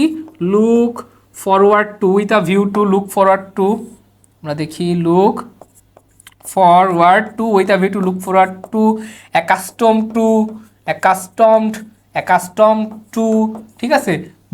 বি ইউজ টু অথবা গেট ইউজ টু, বি অথবা গেট ইউজ টু, এদের পরে টু থাকা সত্ত্বেও আমরা কি দিব? ভার প্লাস আইএনজি দিব। খেয়াল করো, উইথ আ ভিউ টু, এই যে টু এরপরে আমরা দিব কি? আইএনজি দিব। তাহলে উত্তরটা কি হবে? টকিং। এ নাম্বারটা, উত্তরটা হবে এ নাম্বারটা, টকিং। তারপরে খেয়াল করো 26 নম্বর, the students along with their teachers are waiting for the bus. Okay, এই ফ্রেজটা কি? খেয়াল করো, যখন কোথায়, কোথায়, কখন, কোথায়, কখন, কিভাবে, কোথায়, কখন, কিভাবে, কেন, কোথায়, কখন, কিভাবে, কেন ইত্যাদি অর্থ প্রকাশ পায়, তখন সেটা কাকে রিপ্রেজেন্ট করে? তখন সেটা রিপ্রেজেন্ট করে হচ্ছে অ্যাডভার্বকে। সেটা কাকে রিপ্রেজেন্ট করে? অ্যাডভার্বকে। খেয়াল করো, তারা কেন ওয়েট করতেছে? ফর দ্য বাস, বাসের জন্য ওয়েট করতেছে। এই যে জন্য অর্থ প্রকাশ করতেছে, এই যে জন্য অর্থ, এগুলো হচ্ছে কাকে রিপ্রেজেন্ট করে? অ্যাডভার্বকে রিপ্রেজেন্ট করে। সেজন্য উত্তরটা হবে কি? অ্যাডভার্বিয়াল, ডি নাম্বারটা, উত্তর হবে অ্যাডভার্বিয়াল। তারপরে খেয়াল করো 27 নম্বরটা, শি ড্যাশ গো দেয়ার। খেয়াল করো, শি ড্যাশ গো দেয়ার, তাহলে she don't need to go there. খেয়াল করো, যদি শি এর পরে তুমি যদি এটা হচ্ছে একটা থার্ড পারসন সিঙ্গুলার নাম্বার, তাই না? থার্ড পারসন সিঙ্গুলার, তাহলে এরপরে ভার্বের সাথে কি যুক্ত করতে হবে? ভার্বের সাথে এস বাই এস যুক্ত করতে হবে। খেয়াল করো, এখানে এস বাই এসটা নাই, তাহলে বাদ। এখানে ডু আছে, ডাজ হবে, তাহলে বাদ। এখন খেয়াল করো, এস বাই এস দুইটা জায়গাতে আছে, নিডস অফ গো দেয়ার নাকি নিডস নো গো দেয়ার। তাহলে খেয়াল করো, she don't need to go there, she needs of go there, she need to go there নাকি she needs no go there. মানে mainly উত্তরটা হবে she needs to go there, she needs to go there. এখানে আসলে কোনোটাই উত্তর নাই আপাতত, টু হইলে আমরা উত্তরটা নিতে পারতাম, শি নিডস টু গো দেয়ার হবে। তারপরে খেয়াল করো 28 নম্বরটা, dash is important to me. Okay, dash is important to me. খেয়াল করো, আচ্ছা ইজ একটা ফাইনাইট ভার্ব, ইজ একটা ফাইনাইট ভার্ব, তাই না? অপশনে ইজ একটা ফাইনাইট ভার্ব। আবার will understand, May understand, will understand, এখানে কই সবগুলাতেই কি আছে? সবগুলাতে একটা করে ফাইনাইট ভার্ব আছে। তাহলে তুমি যেই অপশনটাই বসাও না কেন, আমরা একটা ফাইনাইট ভার্ব পাচ্ছি, এখানে একটা ফাইনাইট ভার্ব পাচ্ছি। তো দুইটা ফাইনাইট ভার্বকে যুক্ত করার জন্য আমাদের কি লাগবে? একটা কনজাংশন বা একটা কানেক্টরস লাগবে, তাই না? খেয়াল করো, কানেক্টরস আছে কোনটাতে? শুধুমাত্র বি নাম্বারটাতে কানেক্টরস আছে। তাহলে উত্তরটা হবে কি? উত্তরটা হবে বি নাম্বারটা। তারপরে আসো 29 নাম্বারটা, the word experienced can be best used as. আচ্ছা, এক্সপিরিয়েন্স, খেয়াল করো, আমি যদি বলি যে he is experienced enough, he is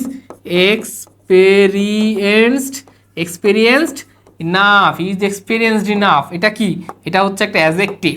এখানে এটা একটা অ্যাডজেক্টিভ, হিকে মডিফাই করতেছে। তাহলে এক্সপিরিয়েন্সড আমরা অ্যাডজেক্টিভ হিসেবে ব্যবহার করতে পারি, এক্সপিরিয়েন্সড অ্যাডজেক্টিভ হিসেবে ব্যবহার করতে পারি, এবং এক্সপিরিয়েন্স শব্দের ভি টুটাও হচ্ছে এক্সপিরিয়েন্সড ভার্ব। তাহলে অ্যাডজেক্টিভ আর ভার্ব হিসেবে আমরা এটা ব্যবহার করতে পারি। তারপরে খেয়াল করো 30 নম্বরটা, do as I say and you dash. খেয়াল করবা, যখন তুমি অ্যাজ পাবা, কি পাবা? যখন পাবা অ্যাজ অথবা অ্যাজ ডট ডট অ্যাজ, যেটাই পাও না কেন, এগুলোর ক্ষেত্রে কি হয়? উভয় পাশে, এগুলোর ক্ষেত্রে উভয় পাশে সেম টেন্স বসে। কি বসে? সেম টেন্স বসে। অর্থাৎ অ্যাজ এর এক পাশে যদি প্রেজেন্ট থাকে, অপর পাশেও প্রেজেন্ট বসবে। অ্যাজ এর এক পাশে যদি পাস্ট থাকে, অপর পাশে পাস্ট ইনডিফিনিটিভ বসবে। আমরা দেখতে পাচ্ছি কি অ্যাজ এর এই পাশে ডু অর্থাৎ প্রেজেন্ট রয়েছে, প্রেজেন্ট ইনডিফিনিট রয়েছে, তাইলে এই পাশেও আমার কি বসবে, প্রেজেন্ট ইনডিফিনিট বসবে। আছে কোথায়, শুধুমাত্র বি নাম্বারটাতে। এটা ফিউচার, এটা পারফেক্ট টেন্স, এটা পাস্ট টেন্স, তাহলে উত্তর হবে কি, উত্তর হবে বি নাম্বারটা। 31 নাম্বারটাতে আসো, the boy with his siblings dash for the meal. আচ্ছা খেয়াল করো, আমরা যখন পাবো with, with, along with, with, along with, আরও পাইলাম হচ্ছে together with, together with, as well as, এইগুলো যখন একটা বাক্যে পাবো আমরা দেখবো কি, আমরা দেখবো এর এই পাশে একটা S1 আছে, আবার এর এই পাশে একটা S2 আছে, তাহলে কোনটা অনুযায়ী আমার ভার্ব বসবে। তো with, along with, together with, as well অ্যাজের ক্ষেত্রে আমরা কি করব, আমরা S1 অনুযায়ী, কি অনুযায়ী, S1 অনুযায়ী ভার্ব বসবে। ওকে, S1 অনুযায়ী ভার্ব বসবে। তাহলে খেয়াল করো, উইথ, এ পাশে রয়েছে S1 সিঙ্গুলার, এ পাশে রয়েছে S2 সিবলিংস প্লুরাল। তাহলে দ্য বয় যেহেতু উইথের পূর্বে S1 অনুযায়ী, আমার উত্তরটা কি হবে, উত্তরটা হবে সিঙ্গুলার। তাহলে এটা সিঙ্গুলার না, এটা সিঙ্গুলার না, এটাও সিঙ্গুলার না, উত্তরটা হচ্ছে সি নাম্বারটা। তারপরে আসো 32 নম্বরে আসো, killing of a king can be called. আচ্ছা, কিংকে মারা অর্থ কি প্রকাশ করে, কিংকোসাইড, মনার্কোসাইড বলতে কিছু হয় না। জেনোসাইড মানে কি, জেনোসাইড মানে হচ্ছে মাস কিলিং মানে একটা গণহত্যা। ওকে, গণহত্যাকে রিপ্রেজেন্ট করে। উত্তরটা হবে যে রেজিসাইড মানে হচ্ছে কিংকে হত্যা করা। ওকে, উত্তরটা হবে সি নাম্বারটা। তো এরকম ওয়ান অর সাবস্টিটিউশনের ক্ষেত্রে দেখবা, মাদারকে যখন কিলিং করা হয় তখন হচ্ছে, যখন ফাদারকে কিলিং করা হয় তখন হচ্ছে প্যাট্রিসাইড, এইরকম ওয়ার্ডগুলো তোমরা একটু পড়ে যাবা পরীক্ষার আগে। তারপর খেয়াল করো 33 নাম্বারটা, education Faustus critical thinking and provide us a dash of skills. খেয়াল করো, এটা আমাদের টেক্সট বইয়ের লাইন, এটা আমাদের টেক্সট বুক থেকে লাইন। অনেক সময় টেক্সট বুক থেকে আমাদের এরকম গ্রামাটিক্যাল এক্সপ্লেনেশনগুলো চলে আসে।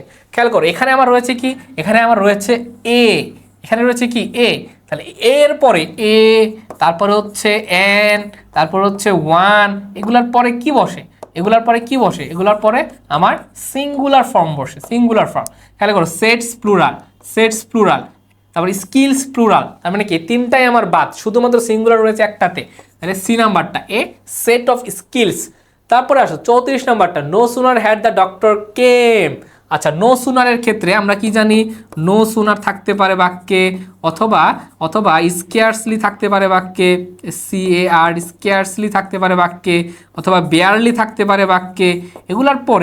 এগুলার পরে আমাদের কাজ হচ্ছে কি, আগে অক্সিলারি ভার্ব দিব, তারপরে সাবজেক্ট দিব, তারপরে মেইন ভার্ব দিব, তাই না? এটা একটা সিকোয়েন্স আমার এই পর্যন্ত দেয়া রয়েছে। খেয়াল করো, এই যে no sooner, auxiliary verb, the doctor হচ্ছে সাবজেক্ট, কেমটা হচ্ছে কি মেইন ভার্ব, আমার এই পর্যন্ত আমার দেয়া রয়েছে। তারপরে আমরা কি যাব, খেয়াল করো, নো সুনারের সাথে একটা কনজাংশন বসে। সেই কনজাংশনটা কি, সেই কনজাংশনটা হচ্ছে দেন, THAN, মাথায় রাখবা, স্পেলিংটা মাথায় রাখবা, THAN। যেখানে EN যেখানে পাবা সেটা ভুল, EN পাইলে সেটা ভুল। ওকে, কনজাংশন হচ্ছে THAN। এই এন এর পরে আমাদের কি দিতে হবে, এন এর পরে দিতে হবে হচ্ছে subject plus V2, subject plus কি V2। এখন দেখি THAN আছে আর সাবজেক্টের পরে V2 আছে কোথায়, খেয়াল করো, এখানে হোয়েন বাদ, এখানে খেয়াল করো সাবজেক্ট আছে, এখানে V2 আছে, বাট এখানে কি আছে, পারফেক্ট টেন্স আছে। তারপরে পারফেক্ট টেন্স আমরা নিব না, পারফেক্ট টেন্স বাদ। আমাদের কাজ হচ্ছে নো সুনারের পরে যখন দেন থাকবে, দেনের পরে একটা পাস্ট ইনডিফিনিট টেন্স নেওয়া। তো পাস্ট ইনডিফিনিট টেন্স রয়েছে আমার সি নাম্বারটাতে, তাই উত্তরটা হচ্ছে সি নাম্বারটা। তারপরে খেয়াল করো 35 নম্বর, a barking dog dash bites. Okay, খেয়াল করো 35 নম্বরটা হচ্ছে আমাদের প্রোভার্বস থেকে, তো প্রোভার্বস থেকে আমাদের কিন্তু দুই ধরনের প্রশ্ন আসবে। এক আমাদের এরকম গ্যাপ ফিলিং প্রশ্ন আসবে। দ্বিতীয়ত যেটা আসবে সেটা হচ্ছে ট্রান্সলেশন। ঠিক আছে, দ্বিতীয় যেটা আসবে সেটা হচ্ছে আমাদের কি, ট্রান্সলেশন। তো গ্যাপ ফিলিং এর ক্ষেত্রে অথবা ট্রান্সলেশনের ক্ষেত্রে মানে খুবই ব্যতিক্রম যে কোনো কিছু আসবে তা না, তোমাদের জানাশোনার ভিতরে আসবে। তো এখানে আমরা দেখছি যে ঘেউ ঘেউ করা কুত্তা কামড়ায় না, এরকম একটা অপশন। যে বার্কিং ডগ, আমরা প্রবাদ বাক্য সেলডম বাইটস, মানে সেলডম মানে কি, সেলডম মানে হচ্ছে কদাচিৎ, অর্থাৎ কামড়ায় না বললেই চলে। তাহলে সে অর্থে কি হবে, সি নাম্বারটা, নেভার বাইটস না, উত্তরটা হবে সেলডম বাইটস। তারপরে 36, do you know the place where he is going now. Okay, খেয়াল করো, তোমাদের বলেছি যে যখন কোনো একটা নাউনের পরে WH ওয়ার্ড দ্বারা ভার্ব প্লাস ING দ্বারা 2 + V1 দ্বারা বা যে কোনো ওয়ার্ড দ্বারা প্রিপোজিশন দ্বারা যদি কোনো ফ্রেজ বা ক্লজ শুরু হয় নাউনের পরে WH word, verb plus I N G অথবা প্রিপোজিশন, যে কোনো কিছু দ্বারা যদি কোনো ফ্রেজ বা ক্লজ শুরু হয় সেটাকে আমরা কি দিব? আমরা সেটাকে অ্যাডজেক্টিভ দিব। খেয়াল করো এখানে রয়েছে দ্য প্লেস, প্লেসটা হচ্ছে আমার নাউন, প্লেসটা হচ্ছে কি নাউন। নাউনের পরে খেয়াল করো ওয়্যার, WH ওয়ার্ড দ্বারা, এই যে WH ওয়ার্ড দ্বারা একটা ফ্রেজ শুরু হয়েছে, তাহলে নাউনের পরে এই জিনিসগুলো দ্বারা যখন কোনো ফ্রেজ শুরু হবে তোমরা সেটাকে কি দিবা? অ্যাডজেক্টিভ দিবা। তাহলে এটার উত্তর হবে কি? অ্যাডজেক্টিভ। তারপর খেয়াল করো 37 নম্বরটা, I wish I dash wise in a back in 2022 while starting the business. Okay, I উইশের ক্ষেত্রে যেটা ঘটে সেটা হচ্ছে আই উইশের পরে সচরাচর V2 বসে। কি বসে? সচরাচর V2 বসে এবং এটা সাধারণত। কিন্তু তুমি যদি দেখো আই উইশ যুক্ত বাক্যে একটা কি রয়েছে? একটা পাস্ট ইন্ডিকেটর রয়েছে। কি রয়েছে? Past indicator. পাস্ট ইন্ডিকেটর কোনগুলা? অর্থাৎ অতীতের কোনো বাক্য, লাইক লং এগো থাকতে পারে, তোমার হচ্ছে ইয়েস্টারডে থাকতে পারে, বা অতীতকাল বোধক যে কোনো শব্দ থাকতে পারে। যখন এই পাস্ট ইন্ডিকেটরটা পাবা তখন সেখানে আমার পাস্ট পারফেক্ট হয়ে যাবে। ওকে, অর্থাৎ পাস্ট ইন্ডিকেটর না থাকলে আমি দেবো V2 পাস্ট ইনডিফিনিট টেন্স, আর পাস্ট ইন্ডিকেটর থাকলে আমি দেবো পাস্ট পারফেক্ট। যেহেতু I wish I dash wise in a back in 2020, অর্থাৎ 2020 সালের কথা বলছে এবং একটা অতীতের কথা বলছে, পাস্ট ইন্ডিকেটর রয়েছে, তাহলে আমি পাস্ট পারফেক্ট দিব। তাহলে পাস্ট পারফেক্ট কি? ডি নাম্বারটা, হ্যাড বিন, শুধুমাত্র ডি নাম্বারটাতেই রয়েছে। 38 নাম্বারটা খেয়াল করো, 2/3 of the task, 2/3 of the task. এবং তোমাদের বলেছি যে ভগ্নাংশের ক্ষেত্রে, কিসের ক্ষেত্রে? ভগ্নাংশের ক্ষেত্রে এবং শতাংশ, এই জিনিসগুলো বাক্যে আসলে কোনো প্রভাব ফেলে না। এদের ক্ষেত্রে কি ঘটে? এদের পরবর্তী যে সাবজেক্টটা কি, এদের পরবর্তী সাবজেক্ট অনুযায়ী আমার ভার্ব বসবে। ওকে, পরবর্তী সাবজেক্ট অনুযায়ী ভার্ব বসবে। খেয়াল করো 2/3 অফ দ্য টাস্ক, এখানে সাবজেক্টটা কি? সাবজেক্টটা হচ্ছে দ্য টাস্ক এবং টাস্কটা হচ্ছে কি? সিঙ্গুলার। তাহলে আমার পরবর্তী ভার্বটাও কি হবে? পরবর্তী ভার্বটাও সিঙ্গুলার হবে। আগে আমরা প্লুরাল ভার্বগুলো বাদ দিব, ডি নাম্বার বাদ, হ্যাভ প্লুরাল, বি নাম্বারটা বাদ, হ্যাভ প্লুরাল। এবার আসো এ নিব নাকি সি নিব, এটা ডিপেন্ড করে সাবজেক্ট আমার অ্যাক্টিভ নাকি প্যাসিভ। খেয়াল করো দ্য টাস্ক মানে একটা কাজ, কাজ কি নিজে নিজেই শেষ হয় না? তার মানে কি এই কাজ নিজে নিজে তার কর্ম সম্পাদন করতে পারে না, আমরা করি বা অন্য কেউ করবে, অর্থাৎ এটা একটা প্যাসিভ অবজেক্ট। কি অবজেক্ট? এটা একটা প্যাসিভ অবজেক্ট। তাহলে প্যাসিভ অবজেক্ট সেহেতু আমার এই নাম্বারটা হচ্ছে না, উত্তর হচ্ছে কি? উত্তর হচ্ছে সি নাম্বারটা, হ্যাজ বিন ফিনিশড। তারপরে আসে 39 নাম্বারটা, what circumstance dash poverty I thought. Okay, এটা একটা ইডিয়ম এন্ড ফ্রেজের মতো নিয়ম, অর্থাৎ একটা phrasal expression, what circumstance dash poverty I thought. এখানে উত্তরটা হবে হোয়াট সারকামস্টেন্স আদার দেন, অর্থাৎ আমার পভার্টি বাদে আর কি ফলাফল হইতে পারে যেটা আমি চিন্তা করতে পারি, এরকম একটা অর্থ প্রকাশ করে। অর্থাৎ other than, what circumstance other than poverty I thought. তারপরে 40 খেয়াল করো, চুজ দ্য কারেক্ট স্পেলিং। এখানে আমরা স্পেলিং চাচ্ছে এবং এই স্পেলিংয়ের ক্ষেত্রে তোমাদের বারবার বলি, সেটা হচ্ছে স্পেলিংয়ের ক্ষেত্রে টেক্সট বুক আর হচ্ছে প্রিভিয়াস ইয়ারের কোশ্চেন, এই দুইটা পড়ে গেলেই হয়, এত বই পড়তে হয় না। তাহলে এখানে পাচ্ছি আমরা রিনেইসান্স, RENAISSANCE, রিনেসান্স মানে হচ্ছে রিবার্থ। রিনেসান্স মানে কি? রিনেসান্স মানে হচ্ছে রিবার্থ বা পুনর্জন্ম, যেটা আমাদের ইতালির ফ্লরেন্স নগরীতে হয়েছিল, তোমরা যারা জিকেতে পড়েছো। তাই উত্তরটা হবে সি নাম্বারটা। তো এই ছিল তোমাদের BUPF SSS ইউনিটের 2 সেট প্রশ্ন। তো আশা করি তোমাদের প্রস্তুতিটা ভালো হবে এবং তোমাদের পরীক্ষাও ভালো হবে। আসসালামু আলাইকুম।